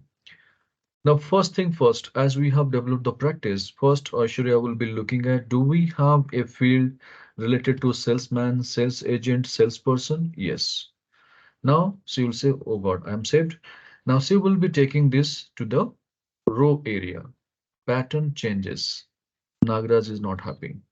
She took salesperson into column area. Pivot table report is there. Salesperson field is there, but details are missing. No use. Then she has taken this salesperson to the filter area. Now somewhat she is saved. Data is there. Pivot table pattern is also not disturbed. And in this fashion, when she got the data set, she got the curiosity. Okay, I got the answer. Yes. Now she took up this to the Nagraj over table over here. What is that she's saying? Nagraj, you are looking for multiple pivot tables, right? Do one thing. Over here, you need to go to this filter, or should I say SM1, you have to click OK. Now this data is now pertaining to SM1. So you got to select the entire thing like this. You have to copy it. You have to insert a new worksheet and you have to paste it. And then you have to rename that sheet with salesman one name. And this is the only action you have to repeat for 200 times if you are having 200 salesmen. This is what the suggestion Aishwarya has given to Nagraj. So Nagraj, will you be happy?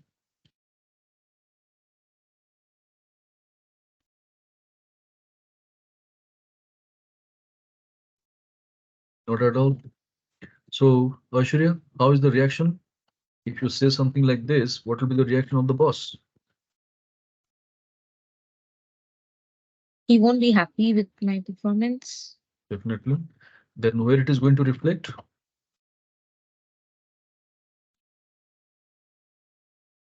Is it going to reflect in your KRA report? Yeah. And KRA report definitely negative. And when KRA report is negative, where the impact would be in the appraisal system? Do you agree? Yes. Definitely, because you are from HR, so who else will know the things better? And JP also will not disagree on this point because he's also from HR. Am I right, JP? Yes. Now think about it. When Aishwarya did this, not deliberately, not intentional, but she got the answer. That's why she told all these things with the curiosity. But what and how the reaction would be? Suppose say I said all these things to my boss. My boss looked at me, he looked at the data, and he gave a plastic smile. You know, plastic smile, the smile which is not natural, and you will be finding more quite often in the corporate world, right? Now, what he's saying me, he's saying, Prabhas, I'm really impressed with your smartness. The way you have diverted the entire responsibility towards me, I like that. Now, if I am happen to do your work, let's do one thing. Tomorrow morning when you come to office, please bring your resignation letter with you. I would be happy to sign on that. And do not take the office stationery, okay? Get it printed from your home. This is how the kind of reaction my boss gave me.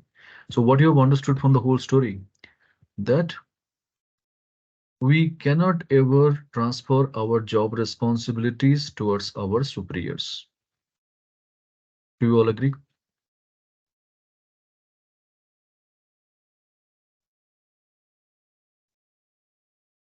Now, in this case, what Nagraj is expecting from Aishwarya. Just 1 minute, focus on my screen. No need to do anything. I'm taking you through the pain of the work. Just see. Suppose say Nagraj is working with a global report where 200 salesmen are engaged in our organization, Tata Motors.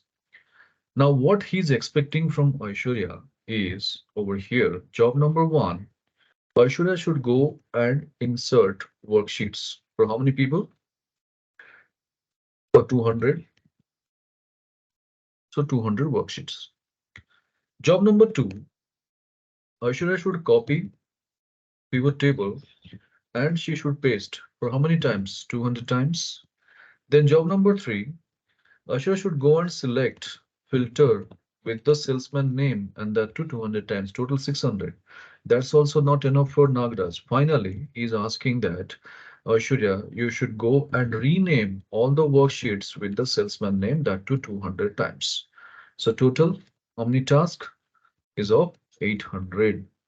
So think about it. It's a very tedious process, right, Aishwarya?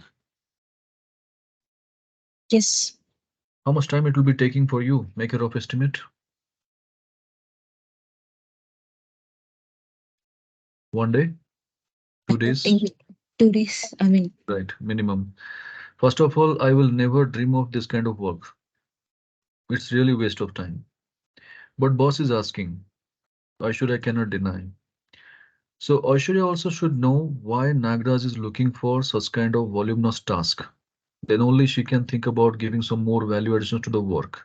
It's not like something boss is asking and you have to blindly keep working with it. So the reason of asking this kind of tedious job people is nothing but Nagraj wants to make Aishwarya's life miserable. Yes or no? Well, whether Aishwarya is the enemy of Nagraj? No. Then why he is trying to do? Anyway, jokes apart.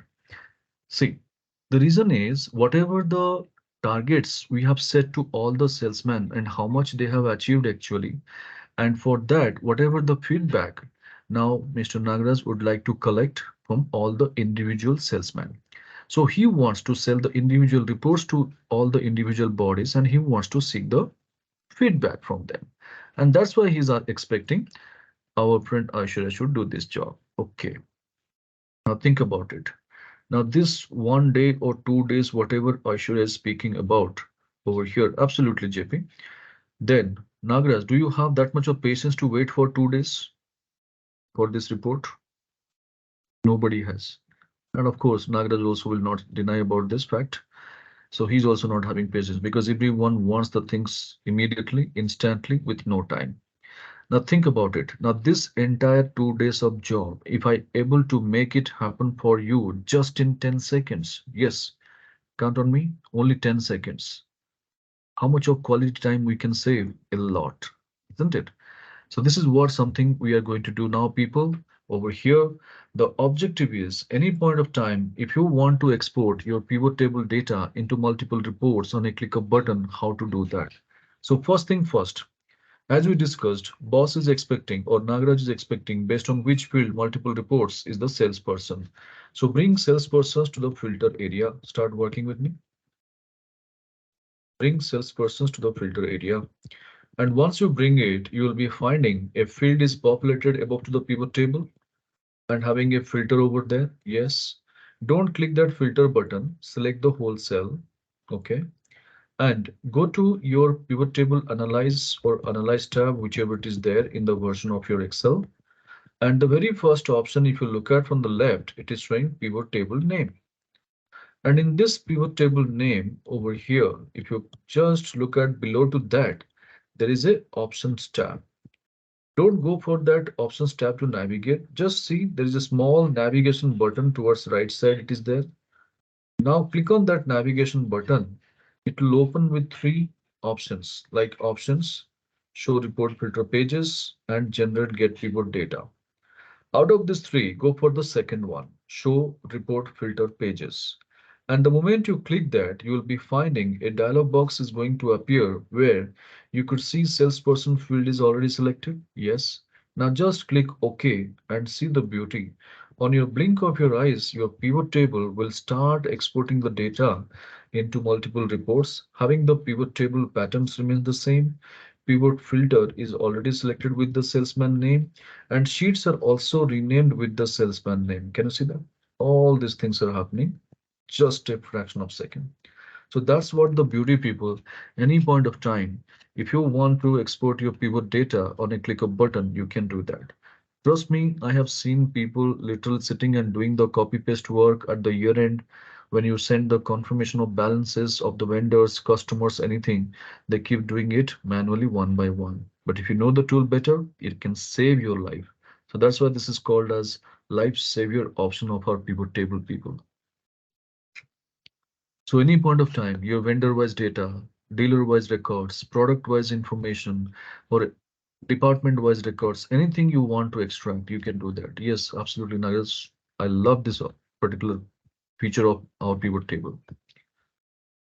Okay, friends, so I believe everybody's getting that hang on the topic, like pivot number 6, what we did, how to export our data.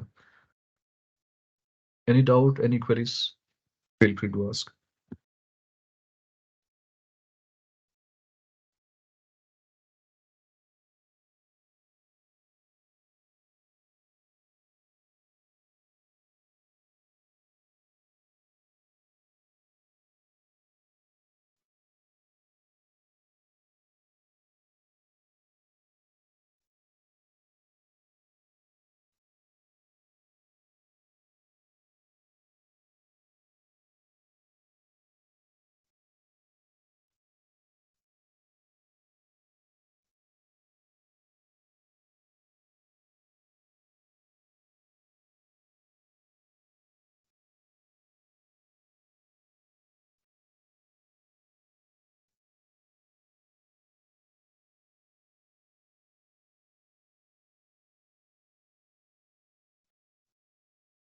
Well, Sunita, if you want, you can share the screen. I would guide you.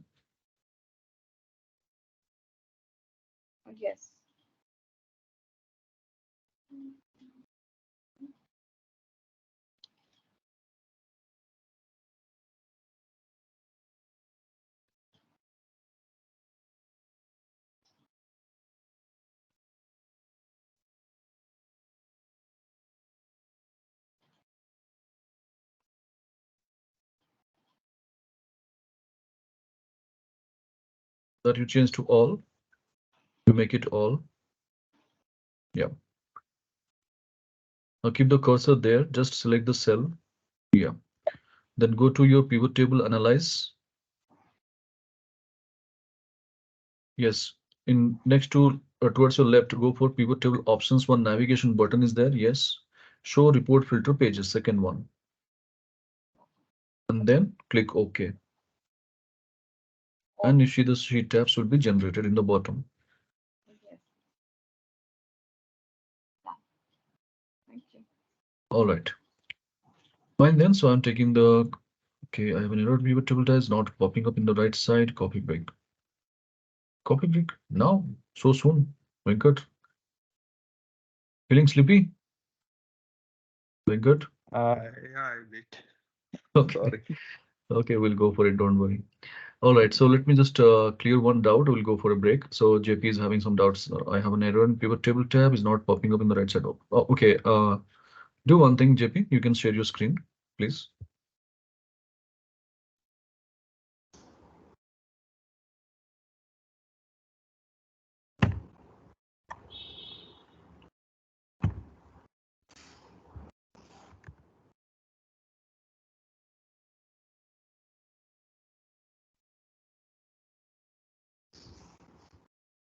Right. Okay. The pivot table options are not coming up. Fine. No problem. You can keep your cursor in the pivot. Right click on that Okay. and show field list in the bottom. You have in the bottom. Okay. Yes, that will be popping up. Don't worry. Done. All right. Uh,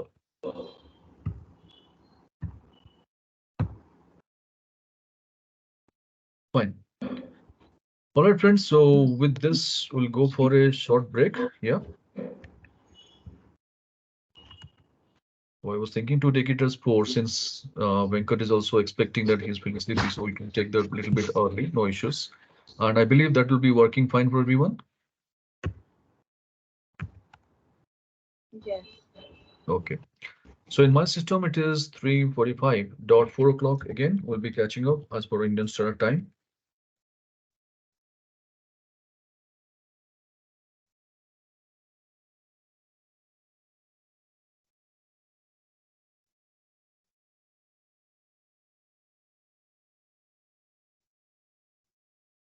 Fine then. So I'll be mute. I'll be back. Dot 4. So please be ensured you are by 4 o'clock and we'll discuss the rest.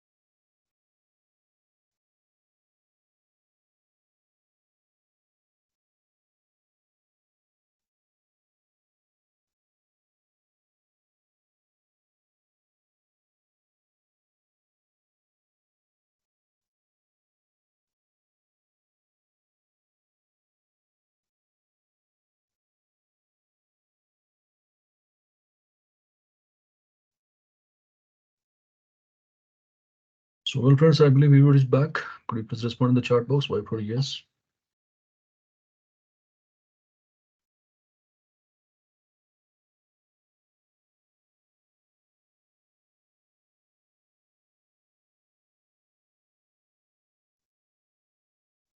All right, so we have done with our pivot table number 6.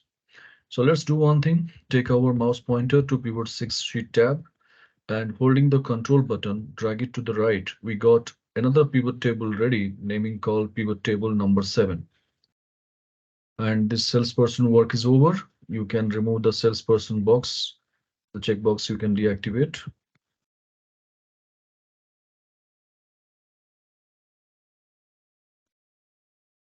Okay. So let's see now what else we can do with regard to pivot table.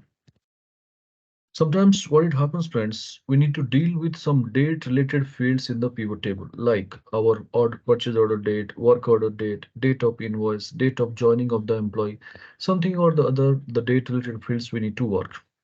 So in that case, how to precisely present our report in pivot, let's go and discuss. So first thing first, remove the unwanted fields like our product description and year, you can remove it. Just have only sales USD. Rest of fields you should be making it clean. So I believe the structure is ready, having only sales USD.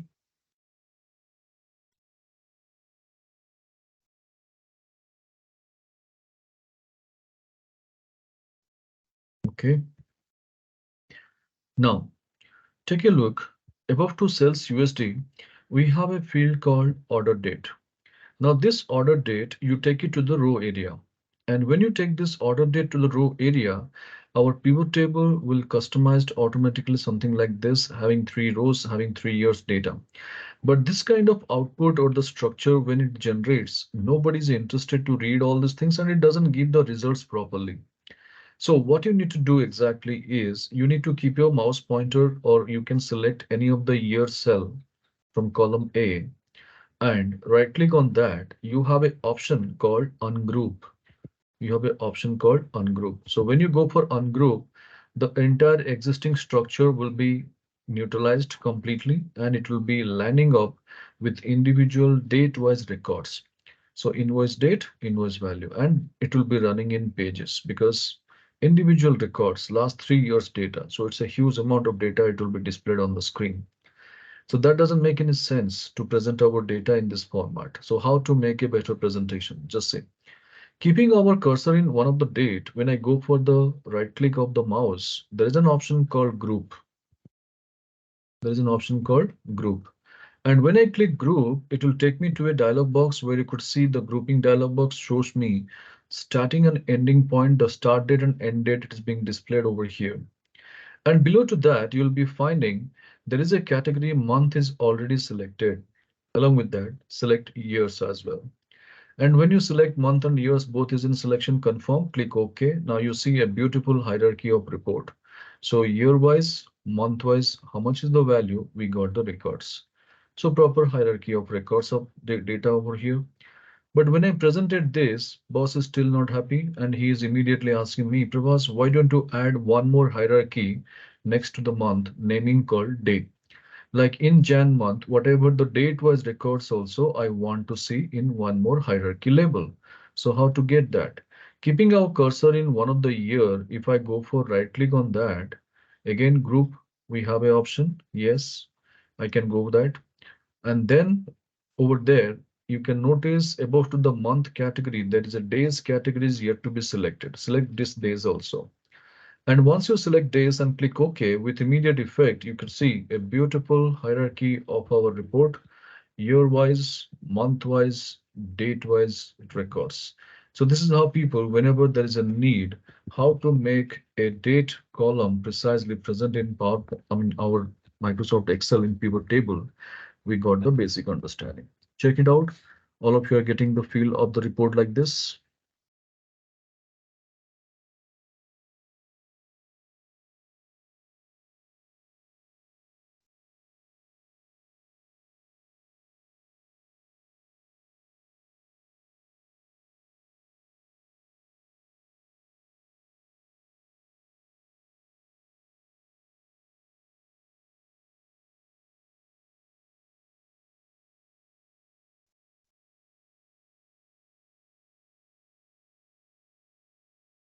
Yes, Venkat, you can share your screen.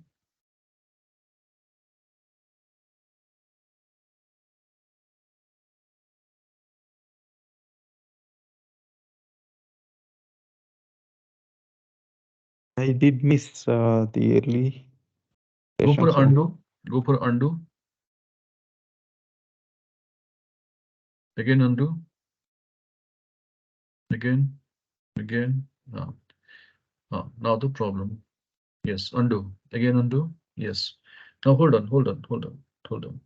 Yeah. So first of all, remove the year field from the columns. Remove the year field from the columns. Okay.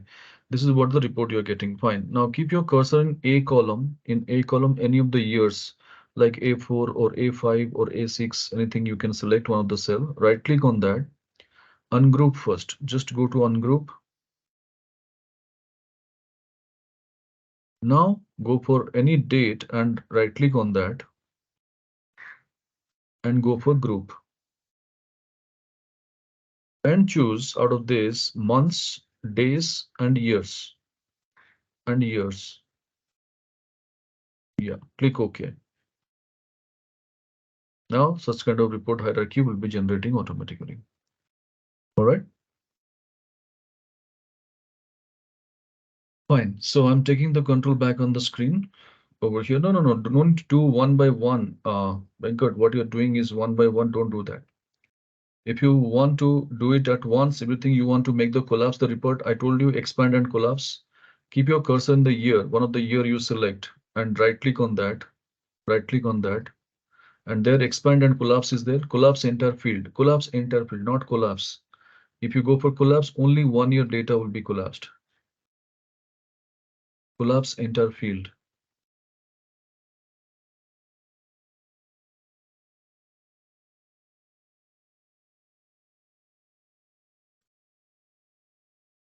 No, no, no.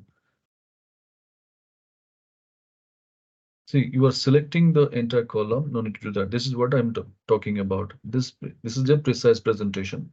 Now, if you want a detailed report, you go for right click again and expand the entire field. Yeah, expand and collapse, expand the entire field. Yes. Now this will be showing like this. All right.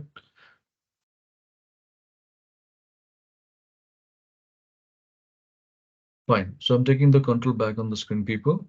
And I believe we all are clear with our pivot table number 7, whatever the arrangements about the date related records, how to present it effectively, we got the basic understanding. But here, one thing you always keep in your mind when you go for this kind of date related fields calculations, people, our pivot will generate two fields for you. For me, it is three, but for you, it might be two, naming years and months. Okay, these are not your real fields. These are the virtual fields which is generated out of this date related records when you took it. Okay, now here, if at all any point of time, if you want to analyze the data in terms of years and months, then you should take these fields. These are our real fields. Okay. These fields don't ever take to analyze anything. So this is the only thing you have to keep in your mind. Now, let's go for our pivot table number 7, people. Keep the cursor in the sheet tab and holding the control button, drag it to the right. One more pivot will be generated, naming called pivot table number 8.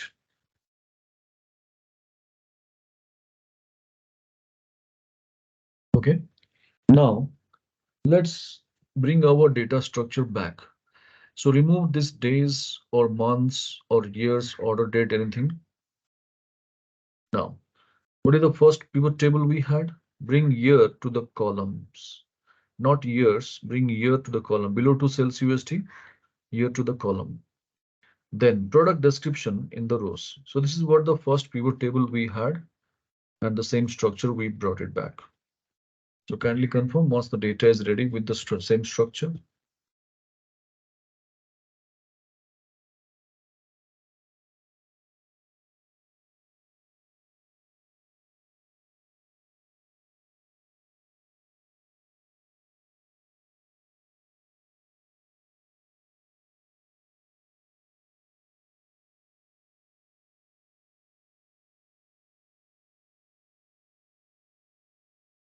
So I got two confirmation. How about others people? Could you please help me out?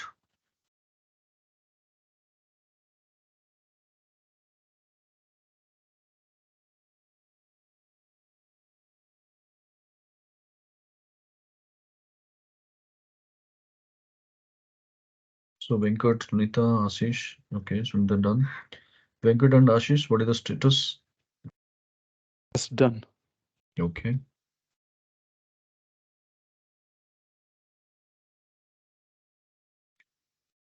fine. Now, once we have done with this over here, now again, I'm going to take you through one more beautiful concept of our pivot people. Stay focused. What is that exactly? See, if I'm asking the report to someone, suppose somebody or the question, the story what we have started, say our friend Aishwarya is presenting something like this. How much is the Indica value in 2019? 6 lakhs 18,000 or 6 crores 18 lakhs? It is very difficult to instantly read it, isn't it? No doubt, Nagraj is happy because he always keep watching the data, something like this, so he might be happy watching this. But when Nagraj is going to present the same to the management, do you think that management people will be happy watching this? So if you remember, day one, I told you management or my stakeholders, my customers, vendors, whomever I'm presenting, the audience, if it is there, they do not like reading your billions, millions, lakhs, and crores, but they want to see the data. So what we did the other day in day one, if you remember, the exercise name called data presentation. Just see, I'm going to recall for you that one. Okay. We had month-wise revenue data, and to make it more presentable for the management people, I have converted into percentage, right? So that is the ideal way to present your data, right? So all these things we did in other day in the normal Excel sheet data, but the same now if I'm going to express in pivot table, how to do it. So this is the same what people they do. If you ask anybody, our experts, they will suggest for us, we can create a manual column and we can keep doing. So no doubt you can create a manual column over here and you can attach it. But tomorrow if there is some fields changing over here, this column will be just become a static column because this has never been integrated with the pivot table. So never ever go for the manual or helper columns in pivot table. So now the question is how to present all these 3 years data having another three column in terms of percentage so that my data will be speaking the better story to the management people. So in this case, people, such kind of structures, when you present it, some interface arrangements we need to do. So those kind of reports, this grand total doesn't play any role. Technically, there are two types of grand totals in our pivot table. One, this is called row-wise grand total. So every row-wise total over here, Indica 3 years total over here, bold 3 years total over. That's why it is called as row-wise grand total. There is one more over here in the bottom side. This is called column-wise grand total because this column total is over here. Then again, this column total is over here. So in this setup, our row-wise grand total is not playing any role. So in this case, how to deactivate that particular field? Pivot table is a integrated table format, people. You cannot just remove one particular field out of this. So you must be thinking, Prabhas, we can hide it. Yes, you can hide it, but looking at the column header, anybody can make out that you have hidden a column. So we don't want to do that. So now the question is how to just deactivate grand total of the row-wise grand total column. Fine. I'll tell you a beautiful option. Keep your cursor in the pivot. Go to design. We have a grand total from the option left towards your right, towards your left, option number 2, grand total. And in this grand total, you can see we have an option on for columns only. On for columns only.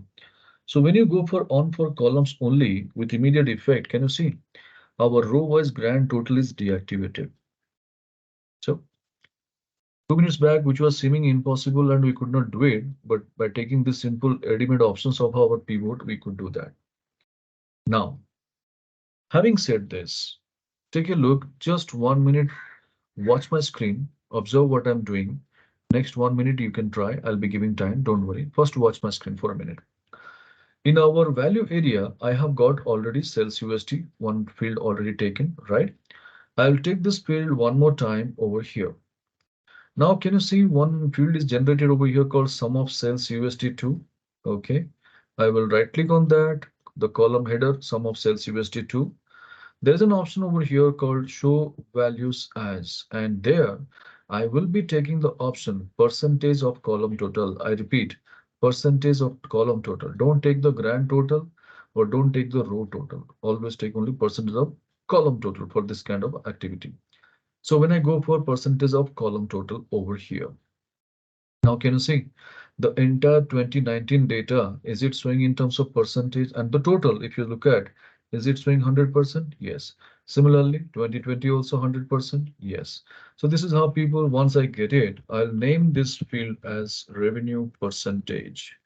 And now my data is very precise, right? Looks cool. So each and every year wise data is also percentage in terms of percentage provided in pivot table. Go for it, please.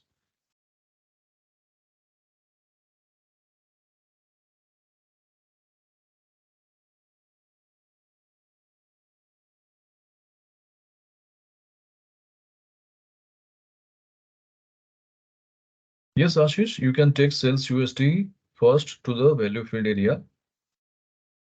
Once you bring a sum of sales USD2 field will generate. Right click on that column header on the same cell. Show values as percentage of column total.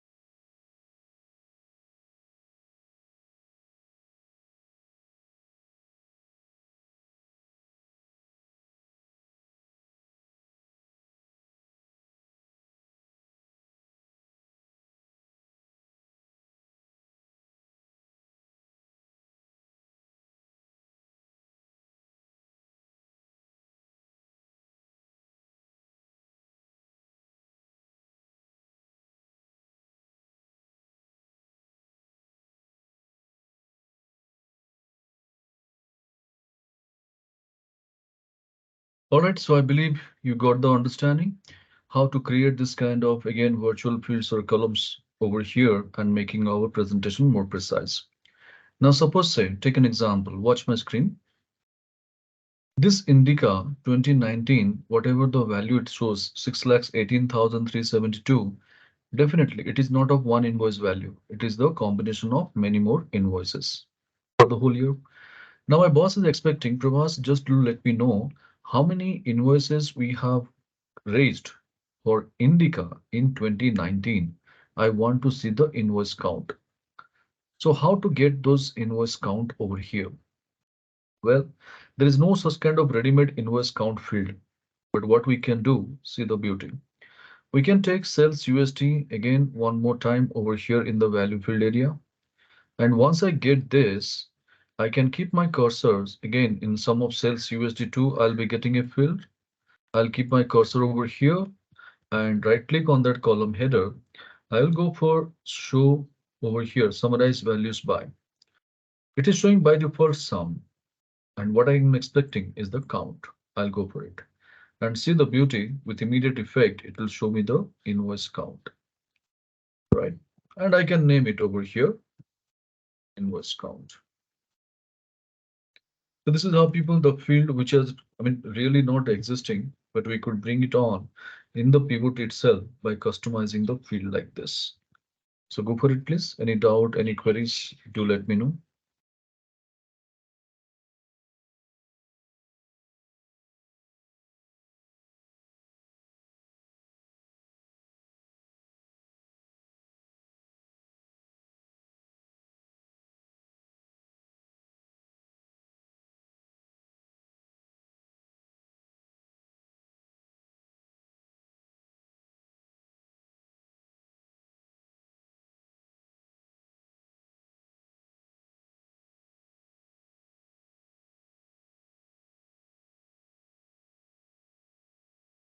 So all clear, any questions from anybody, feel free to ask.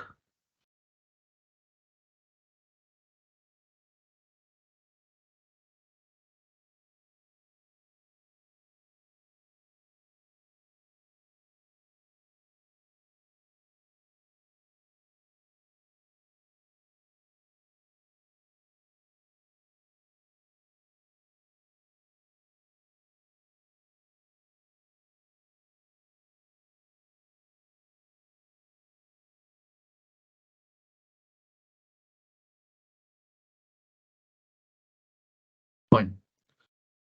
Now, pivot table number 8. Once we have got it, just say,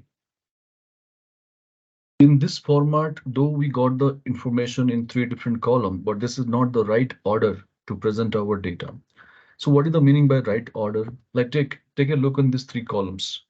Ideally, when you present your data, what should be the first column? Of course, we know one thing, that when we go for presenting our data, this column, invoice count, should be column 1, correct? Followed by our invoice value. It should be column 2.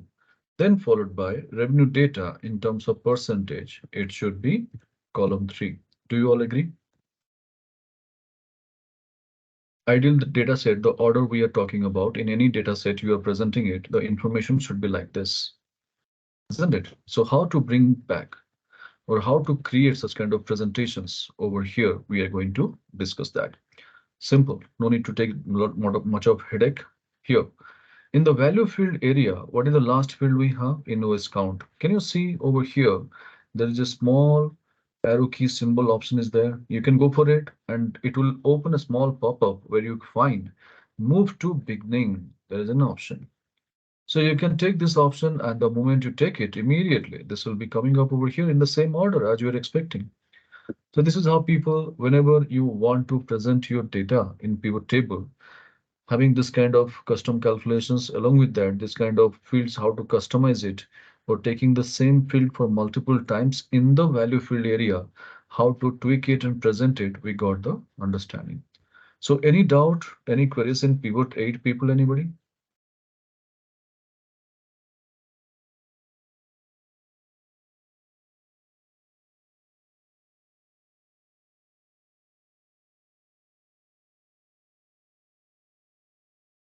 Okay, now let's do one thing. Select our pivot 8 sheet tab, holding the control button, drag it to the right. And here you have got another pivot table naming called pivot table number 9.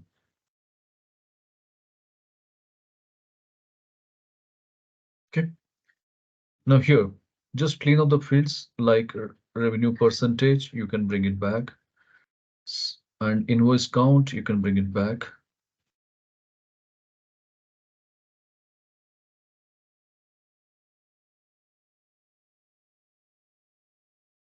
We had earlier the row total, row grand total. This is missing. So how to get our row grand total? Same options, where to go? Going to design, grand total. But here you have to go for the second option, on for rows and columns only. This option you have to go. And once you go for it, immediately, instantly, this option, grand total for the rows, will be populated.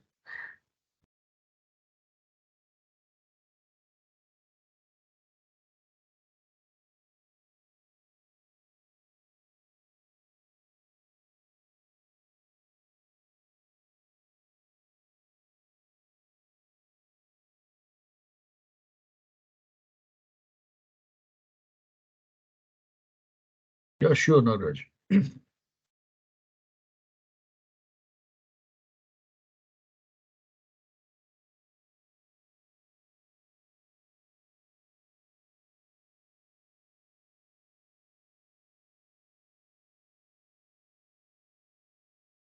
All right.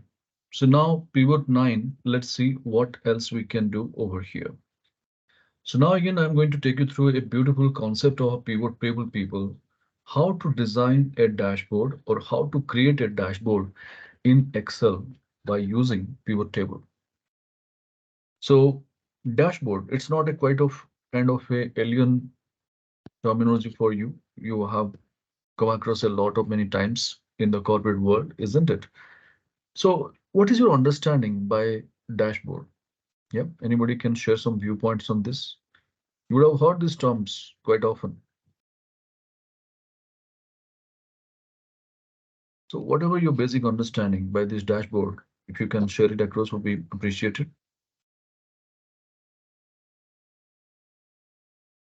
Yes, Sunita, Aishwarya, JP, Ashish, anybody?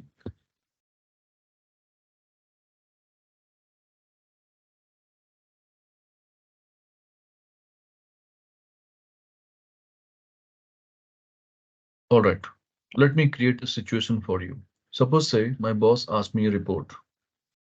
I took a bunch of files, 4 to 5 files, and I have produced in front of him. And I am saying, sir, you have to go for file 1 to file 2, file 2 to file 3, and file 3 to file 4 in this fashion. So while I'm showing all these things, what will my boss say? Hold on, what you're doing? Do you think that I have got a whole day to go through all your files? This is how the kind of reaction. And what you would be expecting. Why don't you create a simple one-pager report or a dashboard? So this is what people call. Sometimes you would have heard your colleagues, your friends, they say, hey, I have created a very beautiful dashboard and boss has appreciated that work. When you go to your client place presenting your information, if you say many more information, what they say, why don't you make it very simple? Just keep it to just confined to one page, one file, one Excel worksheet. That would be really great. Rather wasting my time like this. This is how people react. So this dashboard in various format, various places, various department, we have seen people are using it. But what exactly it is? Dashboard is nothing but it's a single page window report or a one page report where the entire story can be presented or served in one plate. So what are the common factors in the dashboards you'll be finding? There would be one drop down list, which will be giving a privilege for the user to select a particular variable. And based on that variable, there will be some tabular data instantly will appear. And based on the tabular data, there will be a graphical format or charts and graphs should be appear. And that when you have all these three elements in any file that we can classify as a beautiful dashboard, right? So this is about your theoretical understanding. Now I'm going to take you through some beautiful dashboards or real-time sophisticated dashboard so that you can have a clarity what we are up to, what is our objective we are going to achieve at the end, and how to deal with the same. So next 5 minutes, just focus on my screen. No need to do anything. Just watch my screen. So I am going to take you through some real-time dashboards, people. Just stay focused. So first I'll be taking you through one HR dashboard.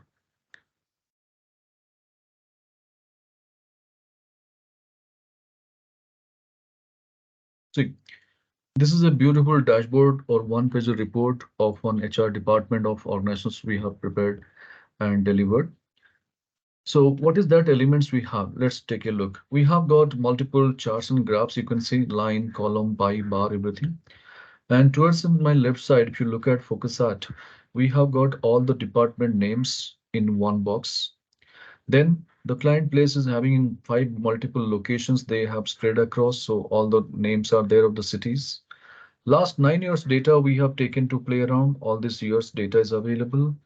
And here, over here, if you look at all the employee listed in this company or who are there in the company, those names are also available. And based on this, this is what the charts and graphs we have prepared. So this is called one of the sophisticated report. How it works, I'll tell you. Just see. Any point of time, if you ask me, Pravas, what is the headcount trend for last 9 years? So this is what the headcount trend. And if you want to know what is the headcount trend of HR department for last 9 years, so I can simply go and click HR and this chart is going to change. Just see, if I select HR, is it changing? Yes, immediately. Now, if you ask me, Prabhas, in HR department, Los Angeles City, what is the headcount trend? So this chart is going to change when I select HR. And here, if I go for Los Angeles over here, this chart is changing, right? Similarly, if you ask me, Prabhas, what is the breakup of salary for HR department in Los Angeles City during the year 2006? So this would be the salary breakup, and this is what the chart, this chart is going to change. How? When I go for human resource, Los Angeles City, 2006. Is it changing? Yes, immediately. So everything is happening in one page, one interface, one worksheet only. Only thing is on by clicking of the button. So this is called a sophisticated dashboard. And trust me, this needs time. It's not overnight put the formula and get the answer, but one-time investment. And once you do so, whole life you can make use of this dashboard. And this is what nowadays the corporates pay a hefty amount. They get it outsourced and get it done. And they pay minimum 25 to 30K for each and every dashboards over there. So think about it. At least not like this. 50% of the work, if you're able to do also, that will be a great achievement. That will be an asset to the company. But to create something like this, you need to have the real-time data. It's not a joke. You should have the data to play around. Then 90% calculations is about your pivot calculations. Since afternoon, so far, whatever we have discussed, everything is calculated over here. Now, one more sheet on periodical basis. Whenever there is a change in the data or upgradation of content, I have to keep adding or eliminating the records. Like I have got a year column. So a new business year data is coming up. So I can add this earlier, I can remove it. Suppose one more location, my office has introduced one more service or central office over there, then I can add that city name. Suppose one more department is introduced for a better internal control system, I could add this. So this is how when the people leaves or anybody joins, I need to keep updating the records over here to give a real-time dashboard kind of feeling, right? So this is called a beautiful dashboard of HR department. Now, I'm going to take you through one more beautiful dashboard of sales department. Just see.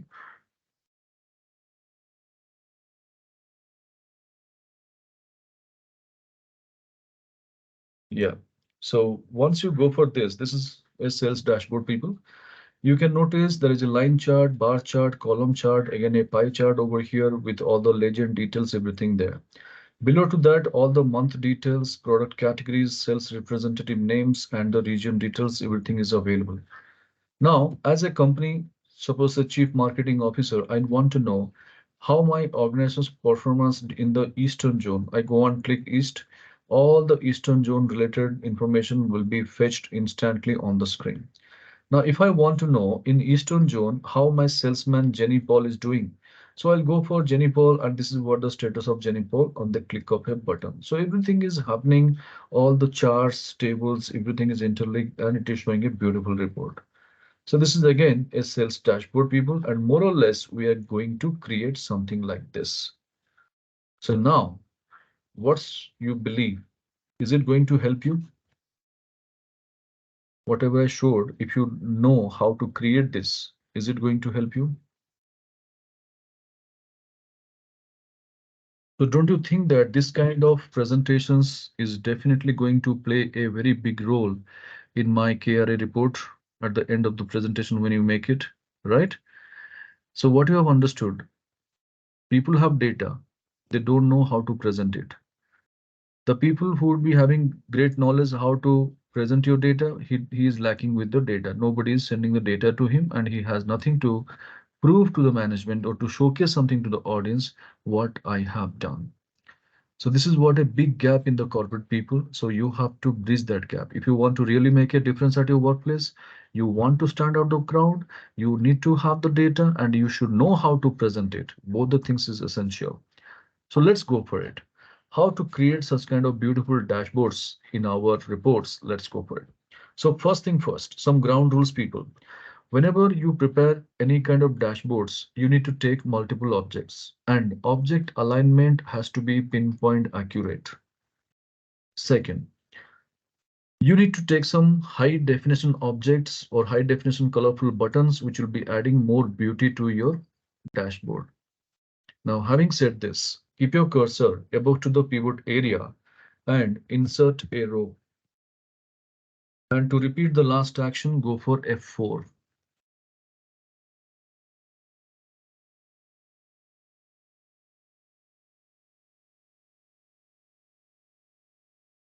So some 10 to 15 blank row items, please create above to the pivot area.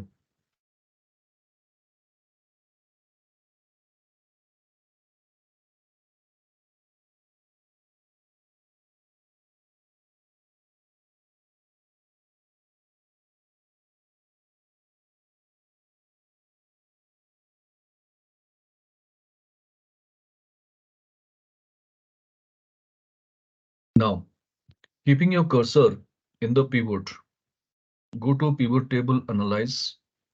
There you will be having a option called insert slicer. And this option we have already seen in our day 2, if you remember. And we have seen how to present our data dynamically. Employee database, we have taken HR data, finance data, admin data on a click of button we used to display. So now we are going to discuss the same, but in depth. So go for clicking on this insert slicer.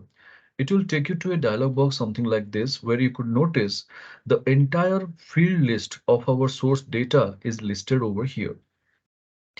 Now, what is this slicer about? Slicers are nothing but it works like a filter button, but these are called as a visual filter button. But when you are thinking to integrate the same with your pivot table, you must follow a rule. What is the rule says that you need to first check what are the fields already taken in the pivot. So what are the fields taken in the pivot? Year, product description, and sales USD. So these three fields you should not select as a slicer again. Reason? It will be amounting as a duplication of fields. But there is no hard and fast rule. If you want, you can bring it, but there is no role it is going to play. So what you need to do now, apart from all these three fields, anything else you want to work with, suppose say, I want to do my data analysis based on the customer. So select customer. I want to see my salesperson wise data. Select salesperson. I want to see my region wise records. Select region. And I want to see my month wise records. I repeat month. So I repeat, you can cross check again, starting from the beginning, customer, salesperson, region, and month. All these four check boxes are on. Yes. Click OK. So you'll be finding four boxes will be turning up over here. Okay. Now, only thing is we need to take them and arrange in that space whatever we have created above to the pivot table area. But how to select a slicer? See, any point of time to select a slicer, you should select the slicer name. Don't click in between anywhere. Select the slicer name and that you can keep it over here. Customer, I will retain over here. Salesperson again over here. Region, I'll keep it over here.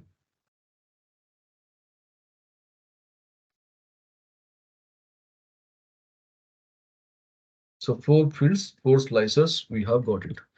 We'll go step by step confirmation. If at all anything is missing, feel free to ask. I will help you out.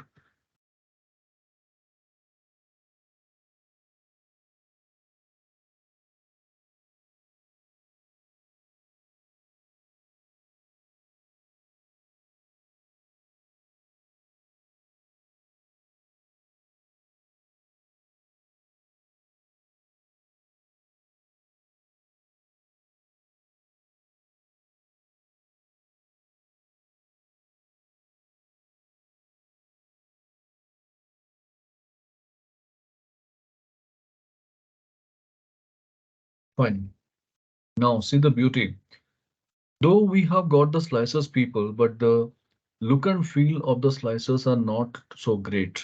So we need to do some kind of formatting work or some kind of cosmetics works for these slicers to beautify the same. But how to do that? If you select one of the slicer, can you see one slicer tab is activated in the ribbon in the extreme right? This might be, the name would be different, options, tools, design, slicer, depending upon the version of Microsoft Excel.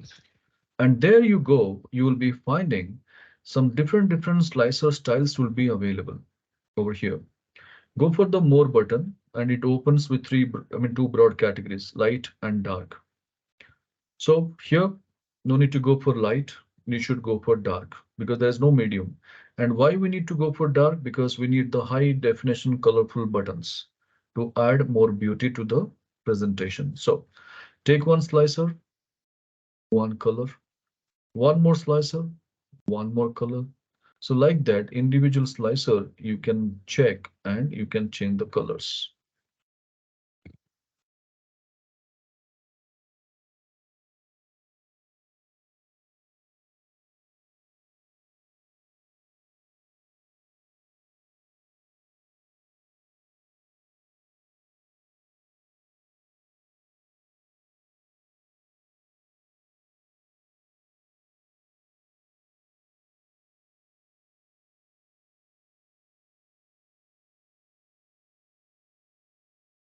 All right.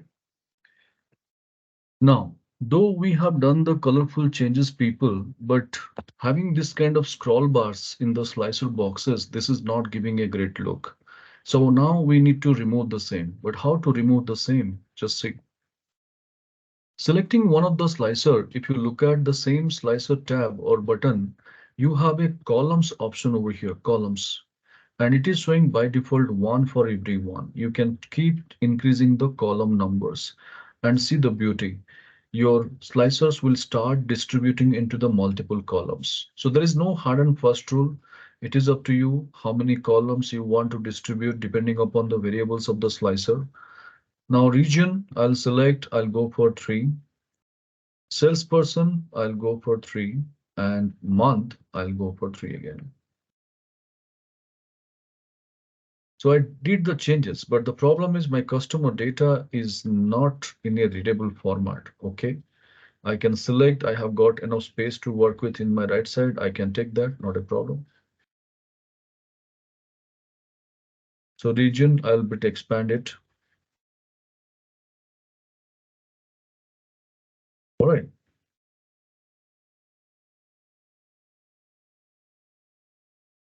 So I'm working with full screen. If you have any queries, please unmute and speak or stop me. I will guide you.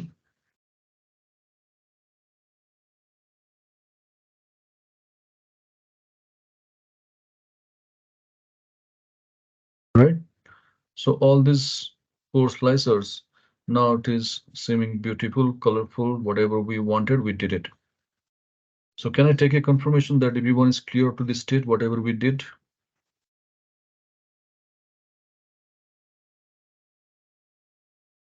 All these things needed people.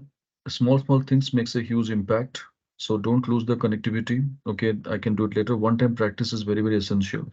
Later, looking at the recordings, you can keep practicing, not a problem.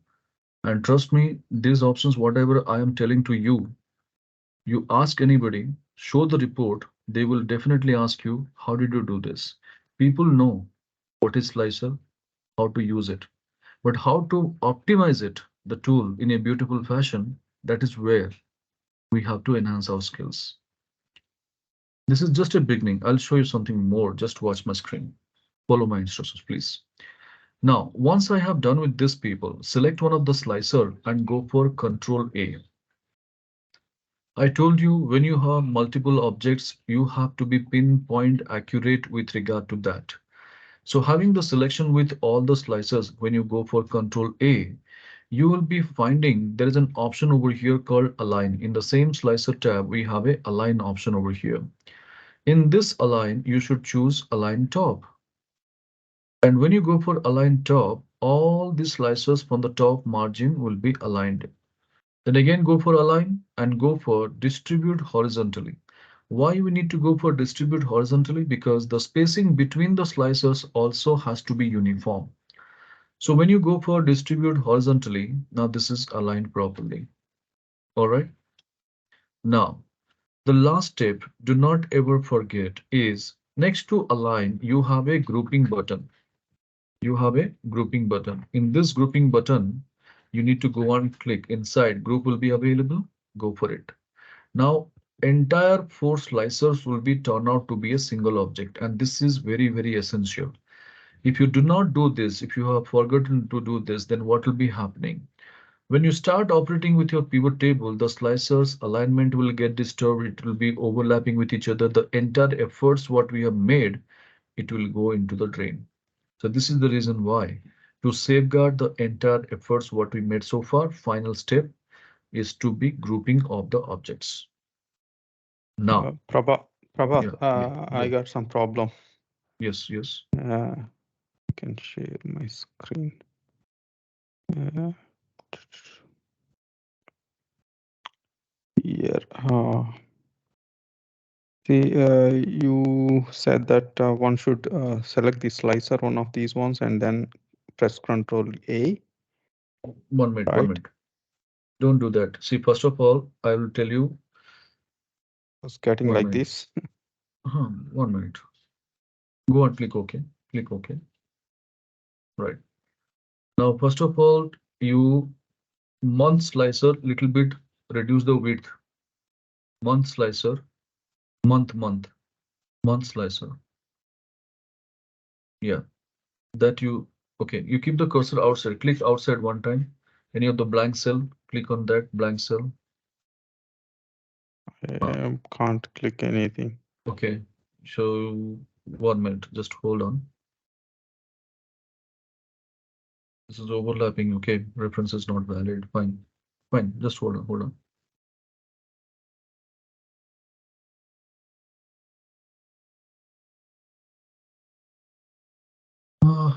Right. Mm.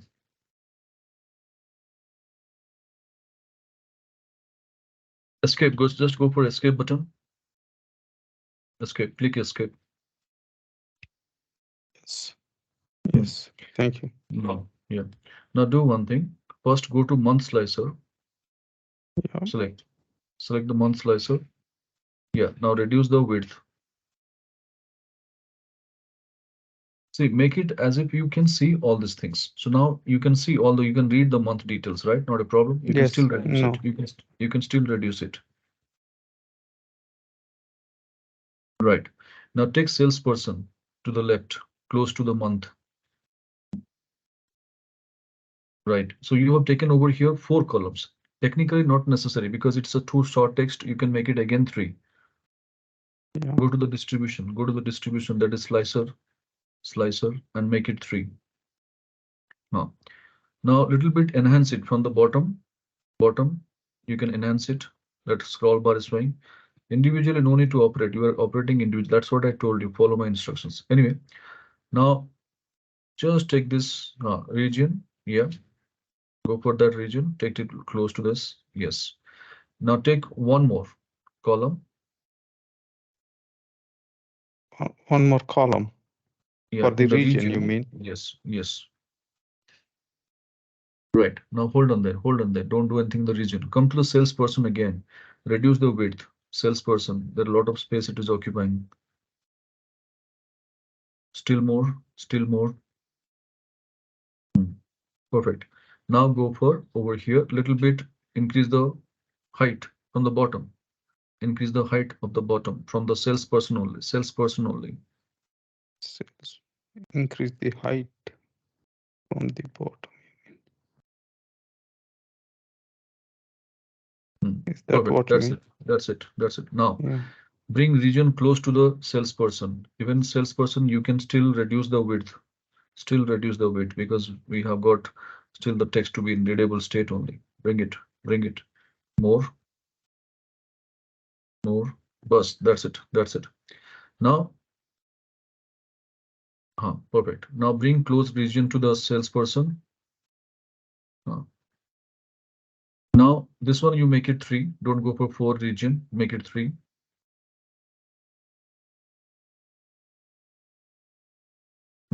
Perfect. Now take this customer. Customer. First, reduce the width. Reduce the width.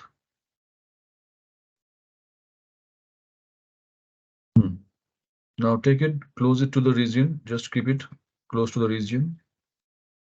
Yes. Now region, you can also reduce the width. We can still read the data. Region. Yeah.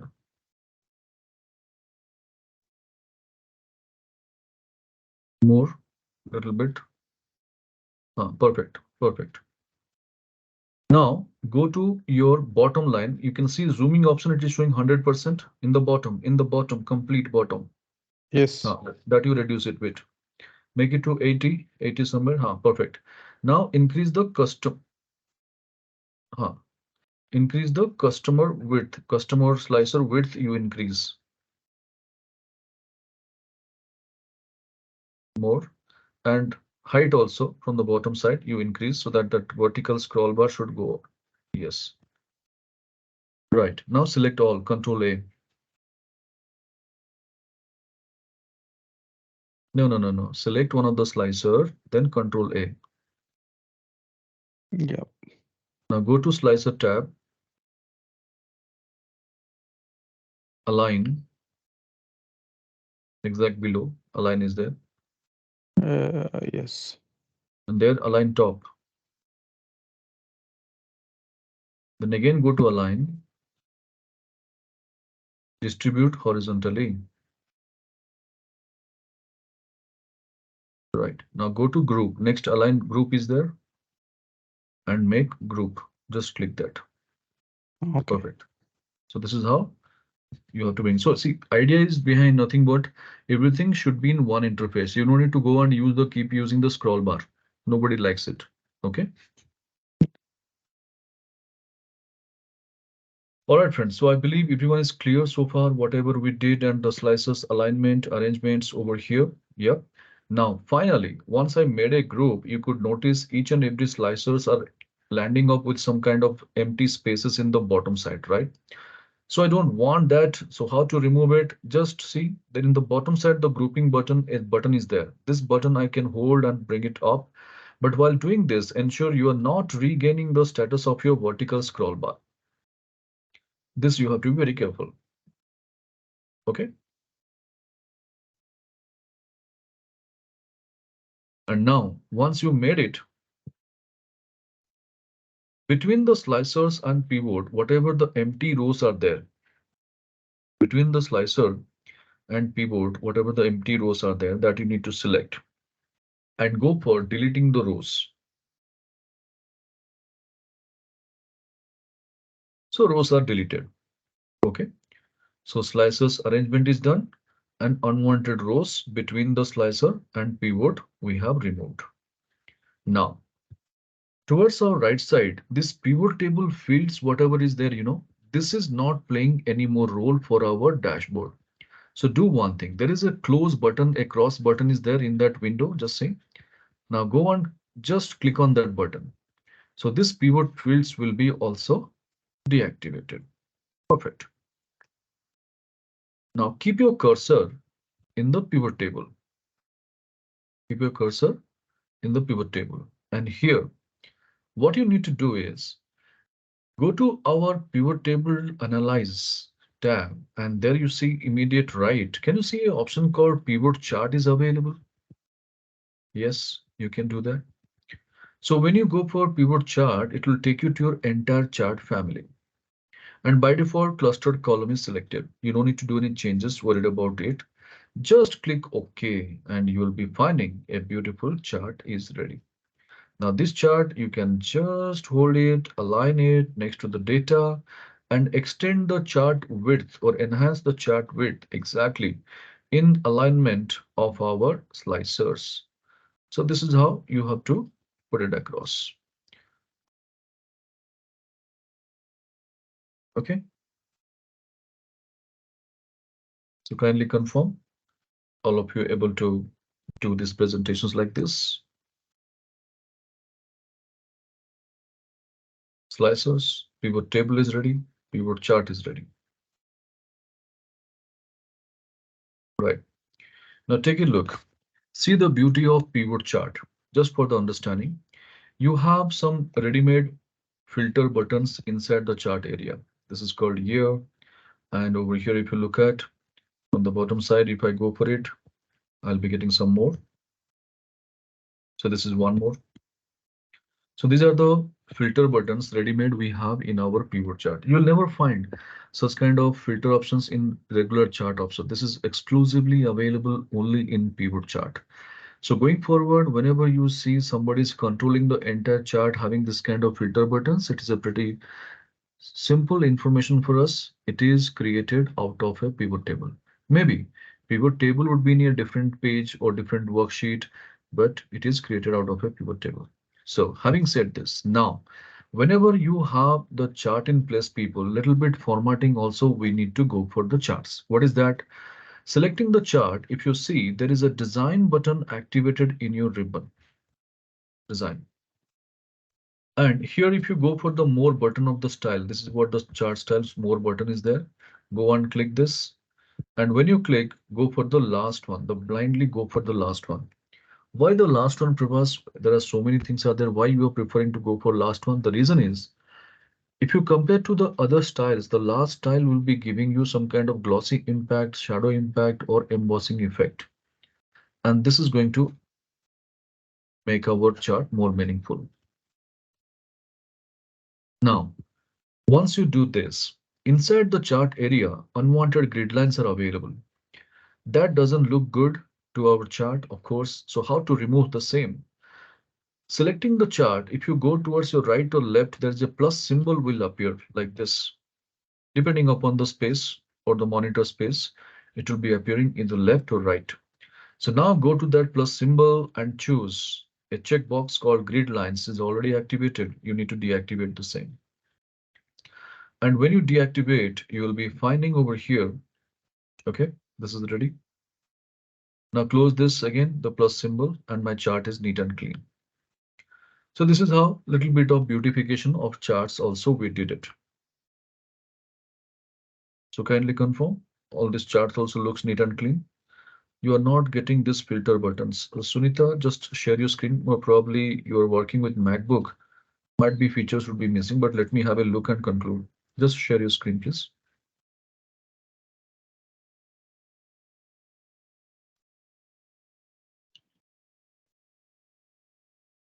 Okay,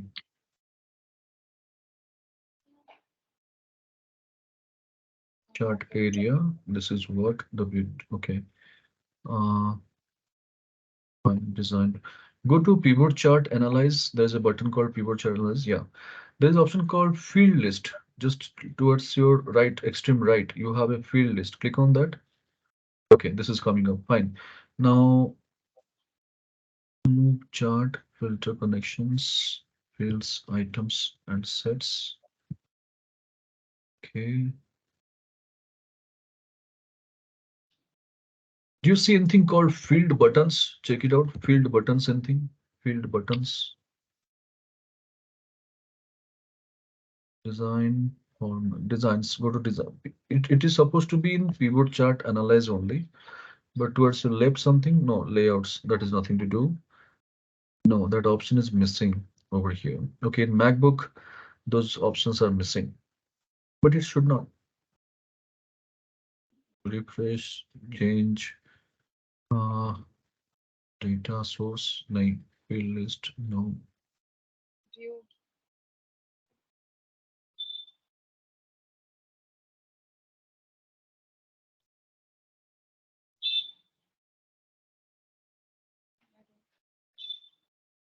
No, the options are missing. Just one time you upgrade, go for some upgradation like updates from Microsoft. If you receive, you will be having that. Or in the bottom side, anything, just go down, scroll down, please. Anything is there? No, no, Okay. This is the end of it. no. In the pivot table field list, that box, yeah, there. Nothing. No, no. All right, that features is missing over here. I'll try and later. Yeah, you just explore in the internet. Maybe in your version, it may not be there. Could be the case because Mac versions are different from the Windows version a bit. Okay. I'll All check in right. my. Yes, yes, yes. Thank you. Now, yeah, welcome. I'll take this control again on the screen, people. Just see. Now, whatever we have done so far, anybody can do that. It's not a rocket science or extraordinary job. We did it. Okay. So now the time has come how to make our presentation different from others. Stay focused. Whenever you create any kind of one-pager report or dashboard, something like this, people, the unwanted stuffs from our screen, you should remove. What is that? Like keeping your cursor somewhere in a blank cell. This row headers, column headers, scroll bars, formula bars, all these things are unwanted stuffs. So how to remove the same? We can't remove it, but yes, we can deactivate this. How? Going to the view tab, if you go, there is a category called show. In this show category, people, you can see grid lines, formula bar, headings, all these three checkboxes are on. You can deactivate all these three checkboxes. Okay. Now this ribbon bar, whatever you see, like below to file, home, insert, all these things are there. Now this ribbon bar is also not playing any role. We are not going to work with that. Why unwantedly we keep it under display? But we can't again remove it. Only thing is we can hide or unhide. And to hide your ribbon bar, this is called your ribbon bar for your understanding. Okay. This entire is ribbon bar, but this is called your bar. And all this except is the menu structures over here. Okay. So what we are going to just deactivate or hide is this. Primary toolbar will be visible, file, home, insert will be visible, but only thing is these options will be deactivated or hidden. How? With a simple keyboard shortcut, Control F1. So when you go for Control F1 with immediate effect, can you see the ribbon bar is hidden? It's a toggle key, same key to hide, same key to unhide. Just see. If it is not your direct key, go with function control F1. Working. So what it seems as if a blank page is there and entire template is embedded on that. Do you get such kind of feeling, everybody?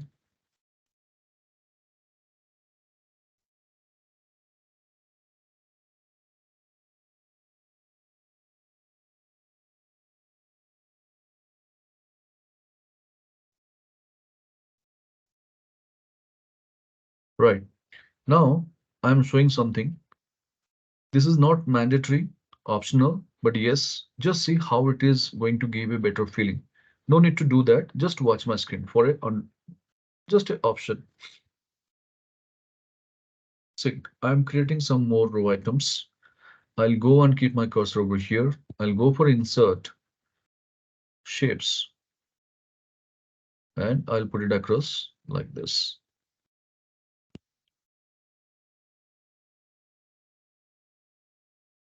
All right.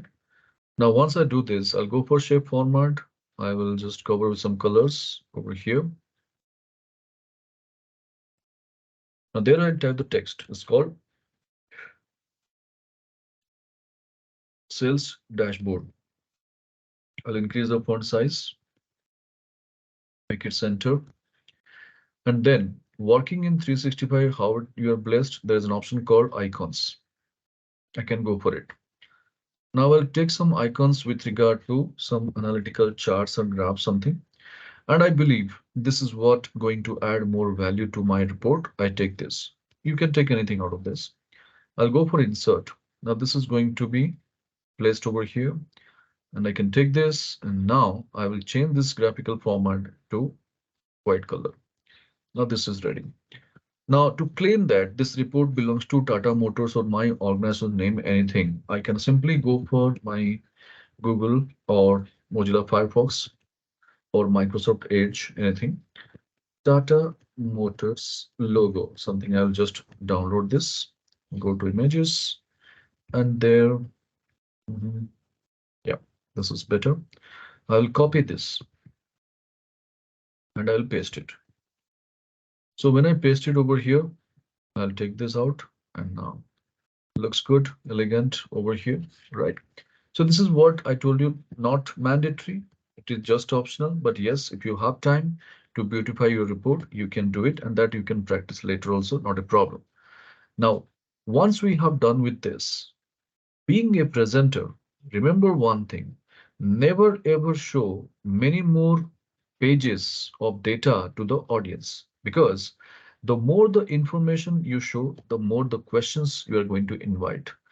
And here, our report is there in pivot 9. This is our core business area. So you would have thought to do something on these points, all this rest of the sheets. What we do ideally, we prefer to go for hiding the sheets. All of you agree with that?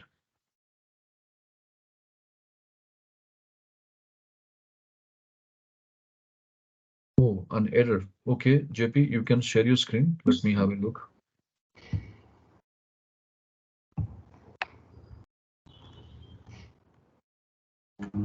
Actually, this file got Open that. What did you say? it's gone Already on. exist. Okay, it's exist. Fine. We'll do one. We'll do one. No problem. It is there. It is there. It is there. Right. So this is any changes you made to the share you made. Okay. Now go for yes. Go for yes. No problem.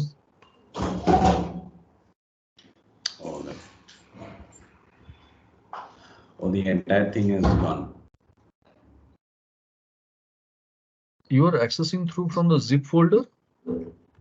This file where it is exactly. That is saved here, not from the Uh-huh. zip. And then I have been working on this today's sheet. Mm-hmm. Mm-hmm. Okay, so all that 7, 6, 8 pivots have gone.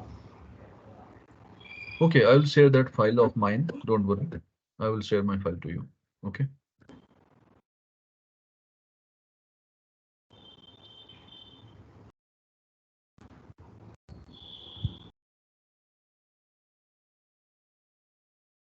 But how come this error happened? I mean, any other file, I something becomes crashed or something? went into hiding, sir. So Uh, you are telling how to hide, no? So uh-huh. I clicked an icon and the entire Excel went on hide.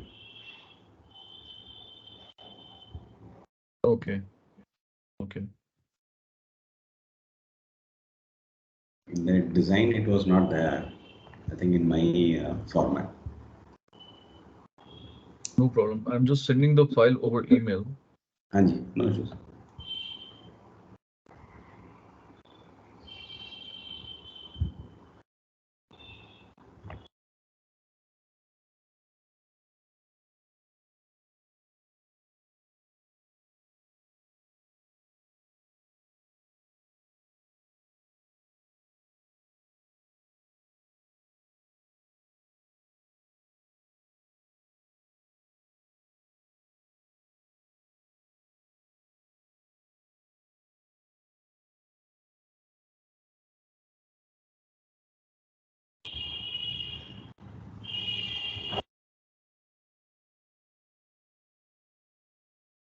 All right.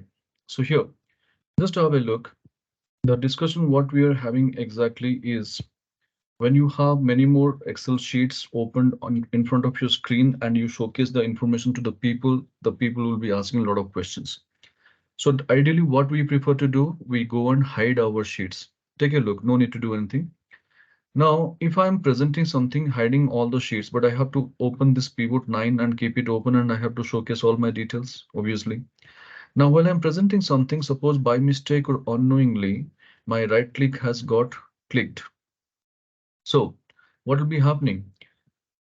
This unhide option will definitely be activated if something is hidden.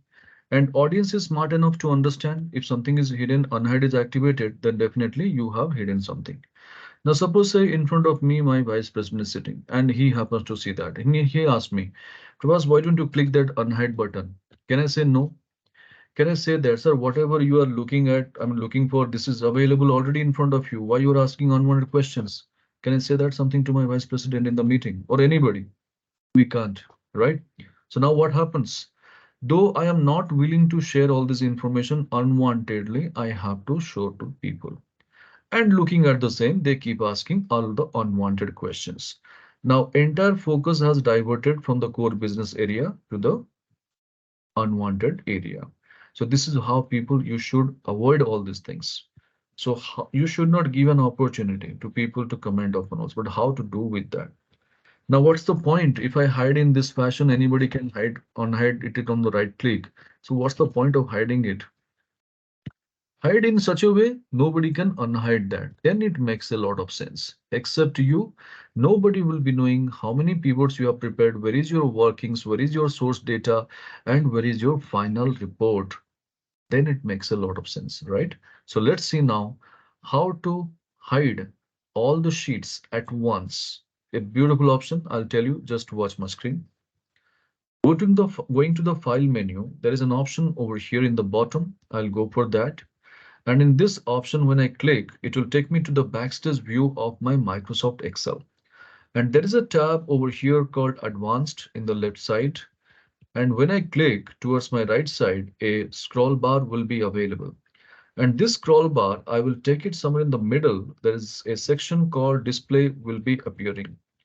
And in this display, there is a subsection called Display Options for this workbook. All right. So I repeat what you need to do over here, going to the file menu, then options, then advanced, you have to click, and this scroll bar, you have to bring it some in the middle. There is a display section turns up within that display options for this workbook. And there is a tab over here, options over here called show sheet tabs. This checkbox is on. By default, it will be on. You got to deactivate this. And finally, the moment you click OK, see the beauty. What happens? Go for it, please.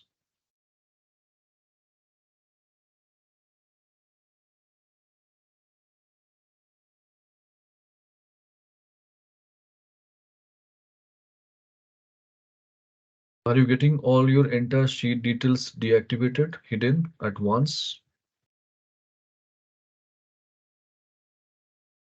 Right? So this is what the beauty. And when you are presenting it, what you are showing to the people will see that. No unwanted questions. So this is how to manage your dashboard window. We got the basic understanding. So I believe this is working. Can you please confirm, all of you?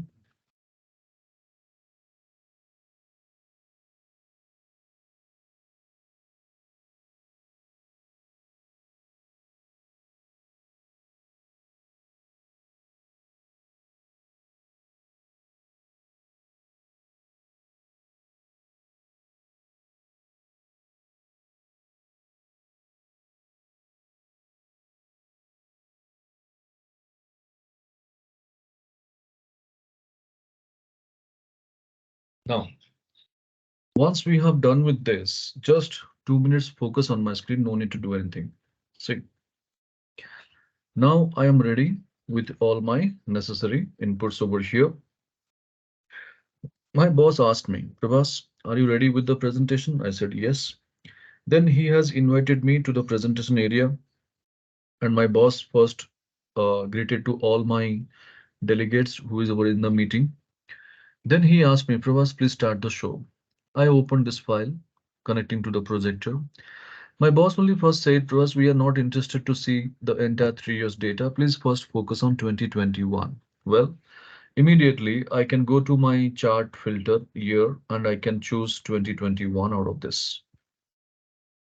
So instantly you could see only 2021 data will be displayed. So anybody who is seeing willing to see the numbers, they can look at our pivot table. And those who do not have the time, but they want to have the instant information, they can look at the charts. So what is that it is displaying? From Genex Nano, we got the maximum revenue, and from Sumo Gold, we got the least revenue in 2021.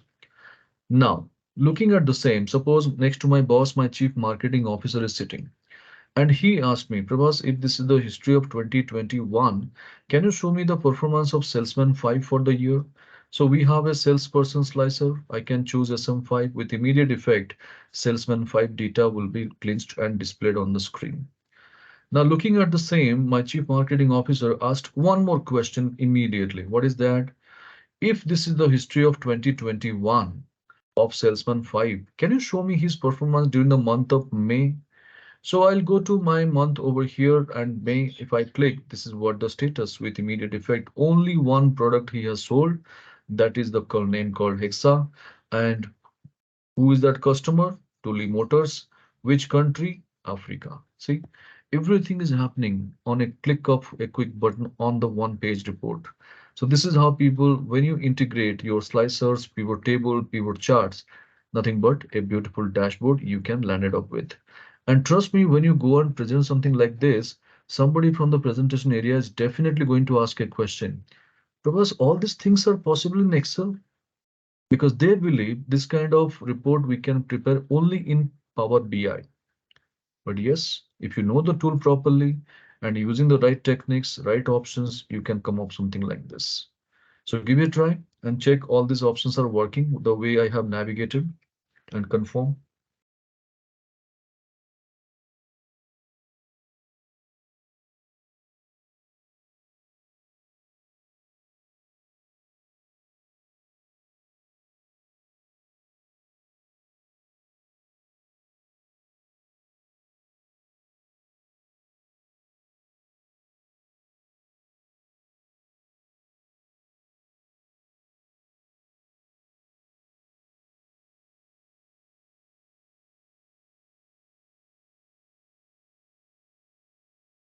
Right, people? Getting the feel? What say? Getting some confidence? Nowadays, going forward, you can make your things better. What say? Nagraj, Sunita, Aishwarya? Yes. So only thing is, people, you have to practice a lot. All these things I just showed you. What are the techniques? How to use it? Taking your live data, you have to practice everything. And trust me, you can definitely bag appreciation at your workplace if you go and present something like this. Yeah, that's true, Aishwarya, because overnight nothing is possible. I told you in day one itself. You have to practice a lot. All right, so I believe all clear. whatever we did. Now let's restore the data. How to restore? First of all, the slicers, whatever you have operated with, you could notice in the top right corner, there is a clear filter buttons are there. So you need to keep clicking the same so that the data will start restoring. And charts, we have operated with the filter that you can operate again, clear filter. Now, what are the other things we have deactivated, like our sheet tabs? Same operation. Where to go? Going to the file, option, then going to advanced, then scroll down, getting the display options. And then in that display, you can see we have got display options for this workbook and show sheet tabs. This option was deactivated. So you have to activate again. And now the moment you click OK, you will be getting all the sheets restored over here, right? Now, what are the other things we have deactivated? If you remember, the grid lines, formula bar, column headers, row headers. So bring that again, select one of the blank cell, go to View tab, and all these check boxes you need to activate.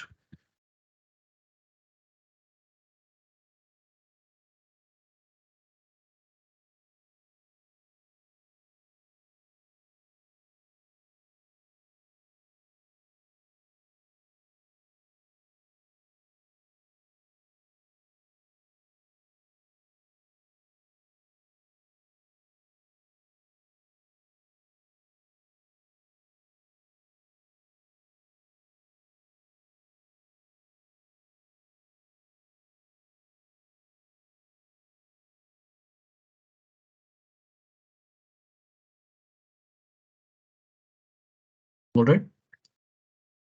So whatever we did in pivot table number 9, I believe all are clear.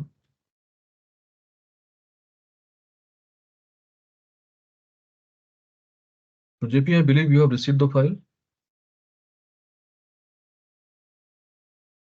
Yeah, sir. Received. Okay, okay, okay. Right. Now let's go for our pivot table number 6. Pivot table number 6. And just select the pivot 6 sheet tab and holding the control button, drag it to the right, and you will be getting one more pivot naming called pivot table number 10. Pivot table number 10.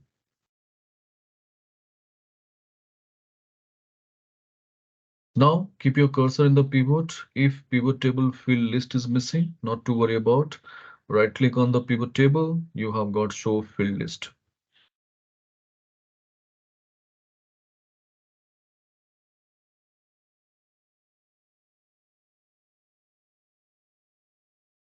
So you'll be finding pivot table fields is on. Now salesperson is not required. Please deactivate the salesperson field out of this.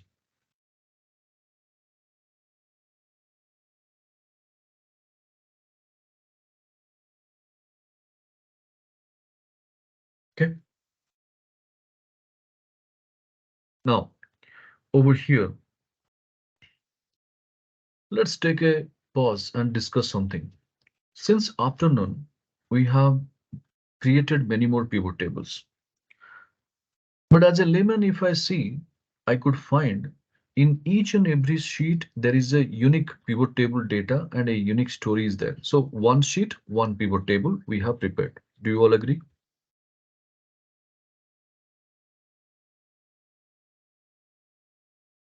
Right.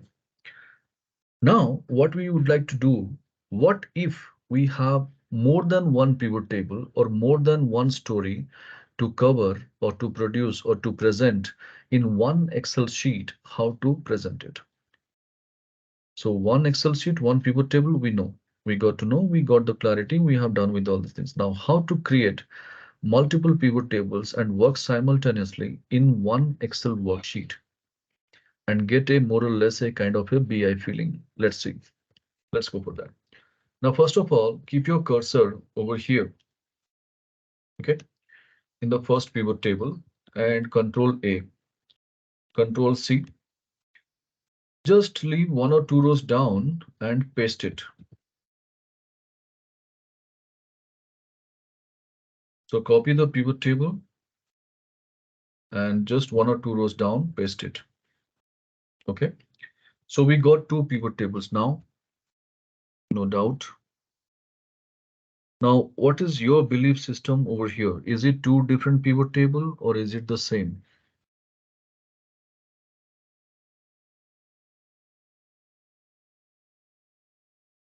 Okay, Sunita is saying same.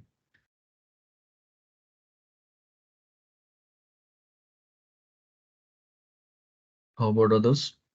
Just give your opinion. Don't worry, I'm not doing any kind of assessment. Data is same. Okay. 2 different. Ashwari is saying, okay. 2 tables. Okay.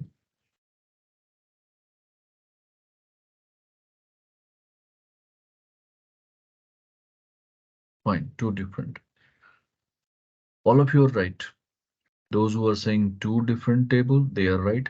Those who are saying same also, they are right. How? How it can be possible? It should be either of one, right? Well, I'll tell you. Information wise, these are 2 same pivot tables, but nature wise, these are 2 different pivot tables. How? How will I know these are 2 different pivot tables by nature? If you remember, the moment we started our training program, I mean today, I told you each and every pivot, they have their own unique name. And how to explore that? Just see. Keeping your cursor anywhere in the pivot table, if you go for right click on that, there's an option called pivot table options from the bottom second one. And if you click, it will take you through a dialog box. Can you see that dialog box is showing a name over here in the top? So for me, it is showing pivot table 1. For you, it may be the same or maybe a different, don't worry. But just remember, this first pivot table is showing the number, this, okay. Now same thing, go and explore by keeping the cursor in the below pivot table, right click pivot table options. Now just see, is it showing a different name? Right? So that itself a confirmation for us that though we have copied or pasted, technically these are 2 different pivot tables by nature, but there is no point having the same information in both the pivot tables. Now let's do one thing. Keep our cursor in the below pivot table, deactivate product description and bring customer over there. And to give a different feeling, just keep your cursor in the pivot, going to design and take a different color. That's it. Just to identify easily. So first pivot table, product wise last 3 years revenue. Second pivot table, customer wise last 3 years revenue. So kindly confirm all of you got this setup ready.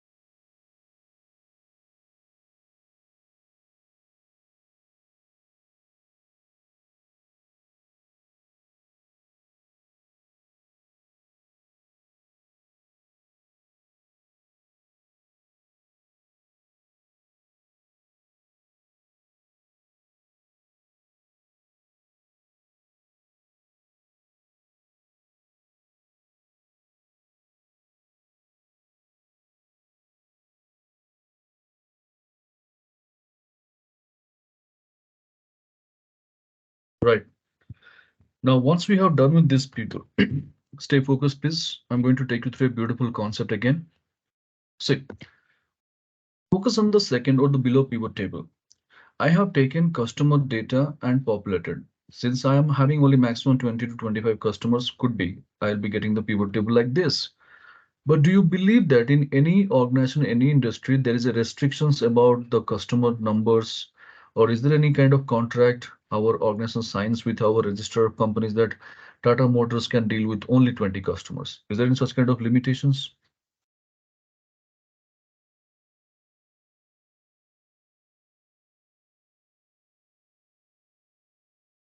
So now take a look over here.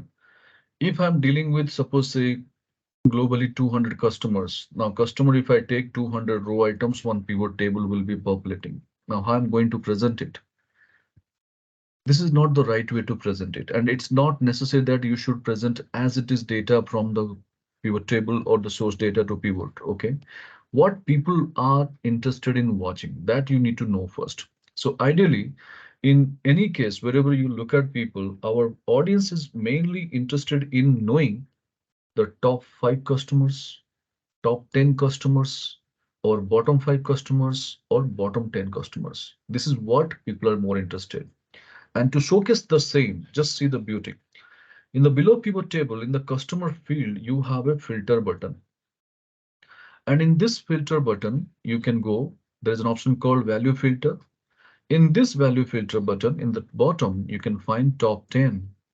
So when you go and use this top 10 option, suppose say I would like to find only top 5 customers and I want to display over here. In place of 10, I should use 5. That's it. A beautiful option. And go and click OK.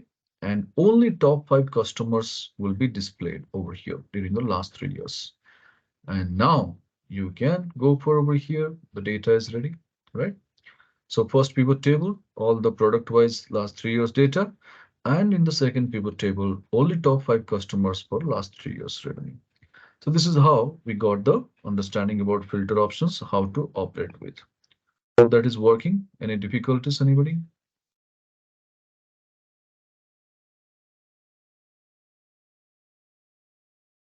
Now, once it is ready, people, what you need to do, close this window option. Now working with full screen. Keeping the cursor in pivot, go to pivot table analyze and go for pivot chart. Nothing new, 5 minutes back only we have seen that. And click OK. Now this chart, you can keep it a little bit giving a distance from the data and enhance the width. And again, keeping the cursor in below pivot table, pivot chart and click OK. And again, give some little bit spacing over here and enhance the width. So we got 2 charts ready over here.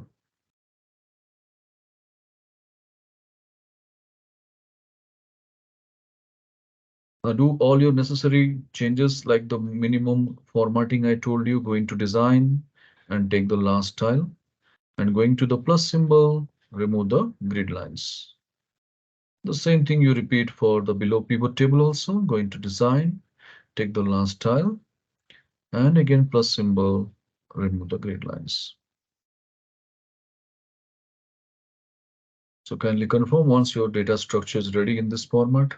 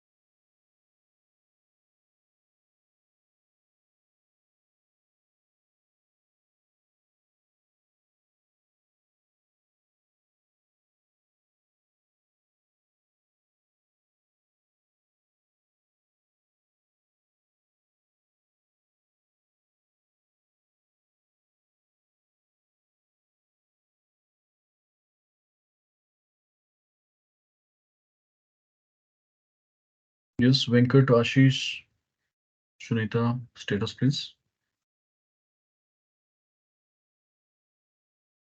Done. Okay, great. Mantu also done. Very good.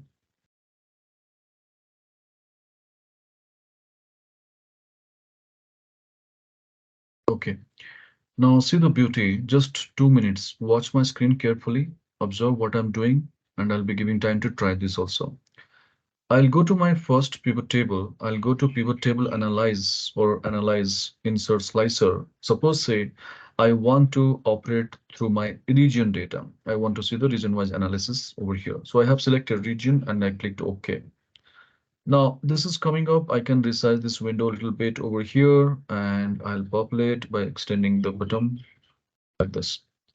And we know if it is there, in fact, I can go for a little bit modification or colorful changes. I can do that. Going to slicer and going to over here, something, no issues. Now just see if I'm going and operating with this, like say if I want to see the data of Switzerland. So this is what coming up over here. If I go for Argentina, which pivot table is getting an impact if you go and click any of the slicers variables? It is just giving an impact to only first pivot table. Can you see that? And when I go and just clicking it, the formatting also getting disturbed. Can you see? I just formatted everything, but now when I'm operating, all the formatting goes for toss. So all these challenges we have right now, right? Fine. We'll do one thing. So first, go for and create a slicer like this. So keeping your cursor in the first pivot table analyze, insert slicer, go for region, and that you can draw it, resize the window a bit, and try to fit it, the space what you have created between the data and the pivot charts.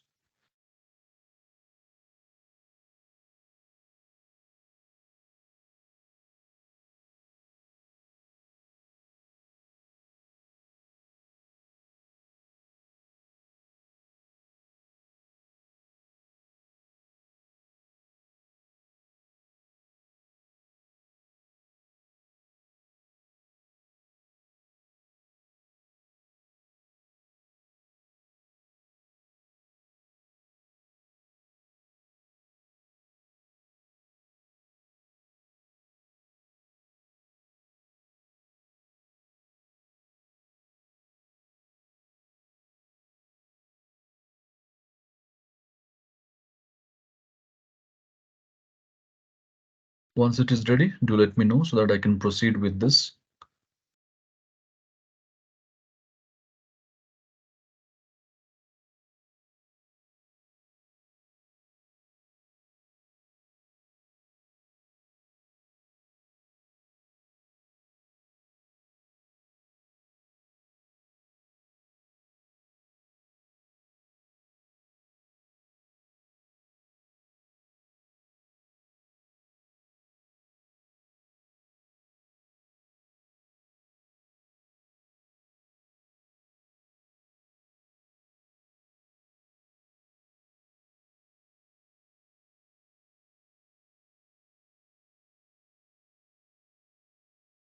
Now, stay focused.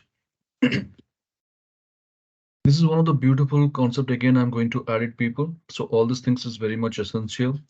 Whenever you finalize your presentation, okay, this is what the final output I would like to show. And I don't want my formatting should go in toss. What you need to do at the end of everything, right click on the pivot, go for pivot table options. There you have a beautiful option naming called auto fit columns widths on update. This option by default always remained on. You got to deactivate this. This is the only thing you have to do. And now click OK. The same thing you repeat for the below pivot table. Right click, pivot table options, auto fit column widths on update. This you have to do at the final stage. Now, one setup we made. Next setup. Select this slicer by the slicer name. Select the slicer by the slicer name and right click on that. You will be getting an option called report connections. Report connections. And when you click the report connections, it will take you to a dialog box. You will be finding the pivot table which is connected exactly with that slicer, that only is on. Now, whatever the below pivot table or the number, whatever you remember, the below pivot table number, that checkbox is not selected. So below pivot table is pivot table number 2. I should go and select now. That's it. And the moment I click OK, now see the beauty. Any country details, any point of time need to know. Suppose I want to know what is the status of UK. I click all this, both the charts, both the pivot tables, everything is now appearing in the screen. If I want to know the status of Belgium, on click of button, all the Belgium details. If I know to details of Argentina, this is the status of Argentina. If I want to know the status of USA, this is what the status of USA. Cool. See? So this is how people, you can create multiple pivot tables, you can create the multiple connections to the pivot tables and showcase your data. So this is how the pivot table number 10 story we are clear. Any doubt, any queries, feel free to ask, confirm all these things are happening the way I showed you.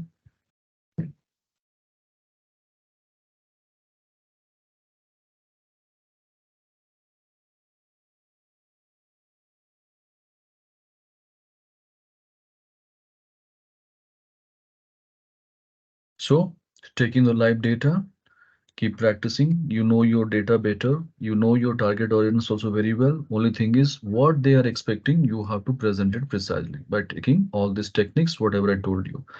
Trust me, this much if you do also, it is a best ROI from the training program. Even though you don't remember the entire 16 hours, but the day three, whatever we discussed, that alone, if you remember and you try to implement and you have just got a hang, that's the best investment of your time and money, I would say. But practice is very, very essential. All right, so pivot 10. Hope it is clear. I believe the information, whatever you learn today, it's going to take your presentations to the next level.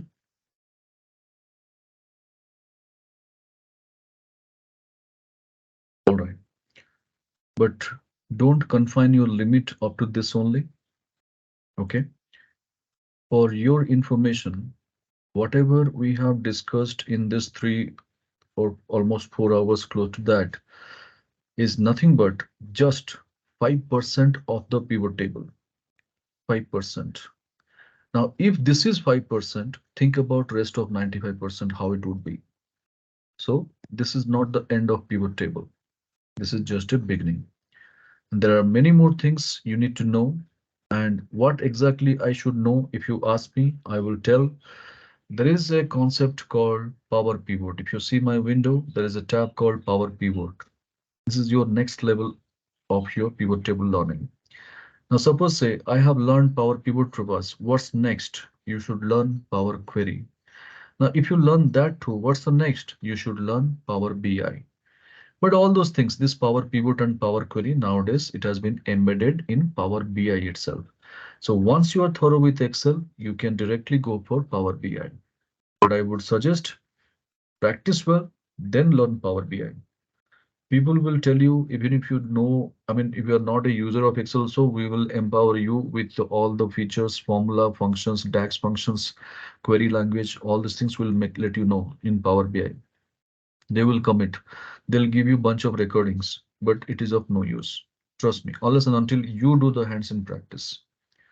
So if you are interested for Power BI, anywhere you go, learn Excel thoroughly, and whatever in this 16 hours you are going to just learn, practice well, that will be easy enough to pick up the things from Power BI window. So Power BI is not something of rocket science, so it's not meant for us. Don't be in that impressions. Those who are the Power BI user, they are also from the Earth only, not from a different planet. But yes, slow and steady with the rest. And now, next question, Prabhas, where do I should learn? Because your training program just gives the this much of things. Well, our individual programs, we have got our limit also. But if you remember, I told you there are certain sites in the day one, learn Excel free. So whenever time permits, go to all these sites and explore more. So don't stop there. Keep the momentum going. At least make a point on the weekend. I should spend minimum 1 to 2 hours for my personal grooming on Microsoft Excel. And definitely in 1 year itself, you can see where you are. So strong dedication is required. All right. Anyway, so any doubts or queries for the day, people?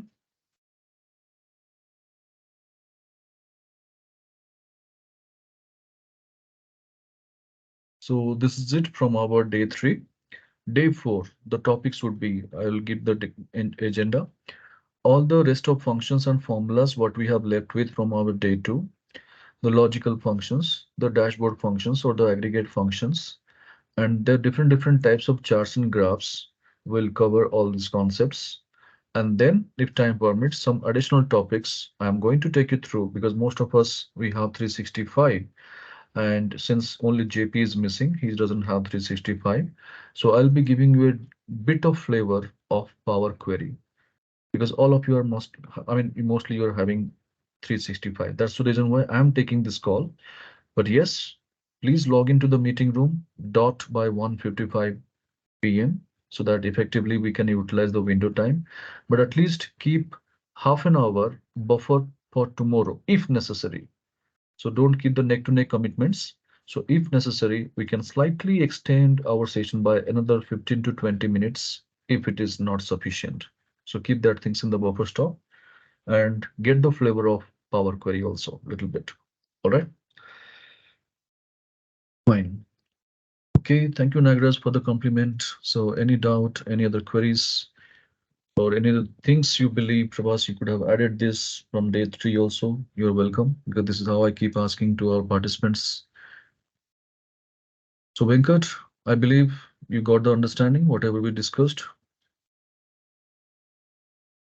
Prabhas, thank you. Yeah, welcome.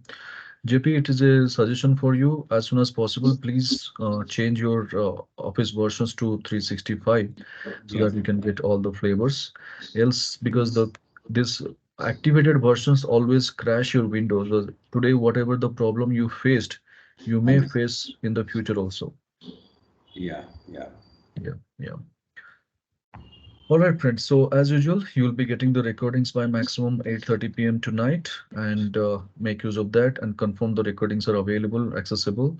And if possible, just download the recordings and keep a copy with you, because all are downloadable. Don't worry. Recordings will be there, but still, nowadays a lot of things are hacking, things are happening, and sometimes the emails will be compromised. We never know. But like today also, I have a premium account of, I just would like to share one thing. My premium account, my LinkedIn account is hacked today, and I am unable to operate my account. Somebody has owned from Seattle, from US. One lady, she's running a beauty salon. I don't know how she's connected over here and how on what she's going to achieve out of this. But my account's control has gone. Oh, I mean, I have got two factors authentication. I have got premium account. I have got a very different password generation. Everything I have done, but still I have faced this issue. So please be secure, whatever the things you are using, and do not operate any of your financial transactions in the open Wi-Fi, like our airport, railway, whatever the Wi-Fi's we have, we are completely into risk level. So if you're working with just emails and all, that's fine, but do not do any kind of financial transactions over there in those Wi-Fi's. Keep this in mind.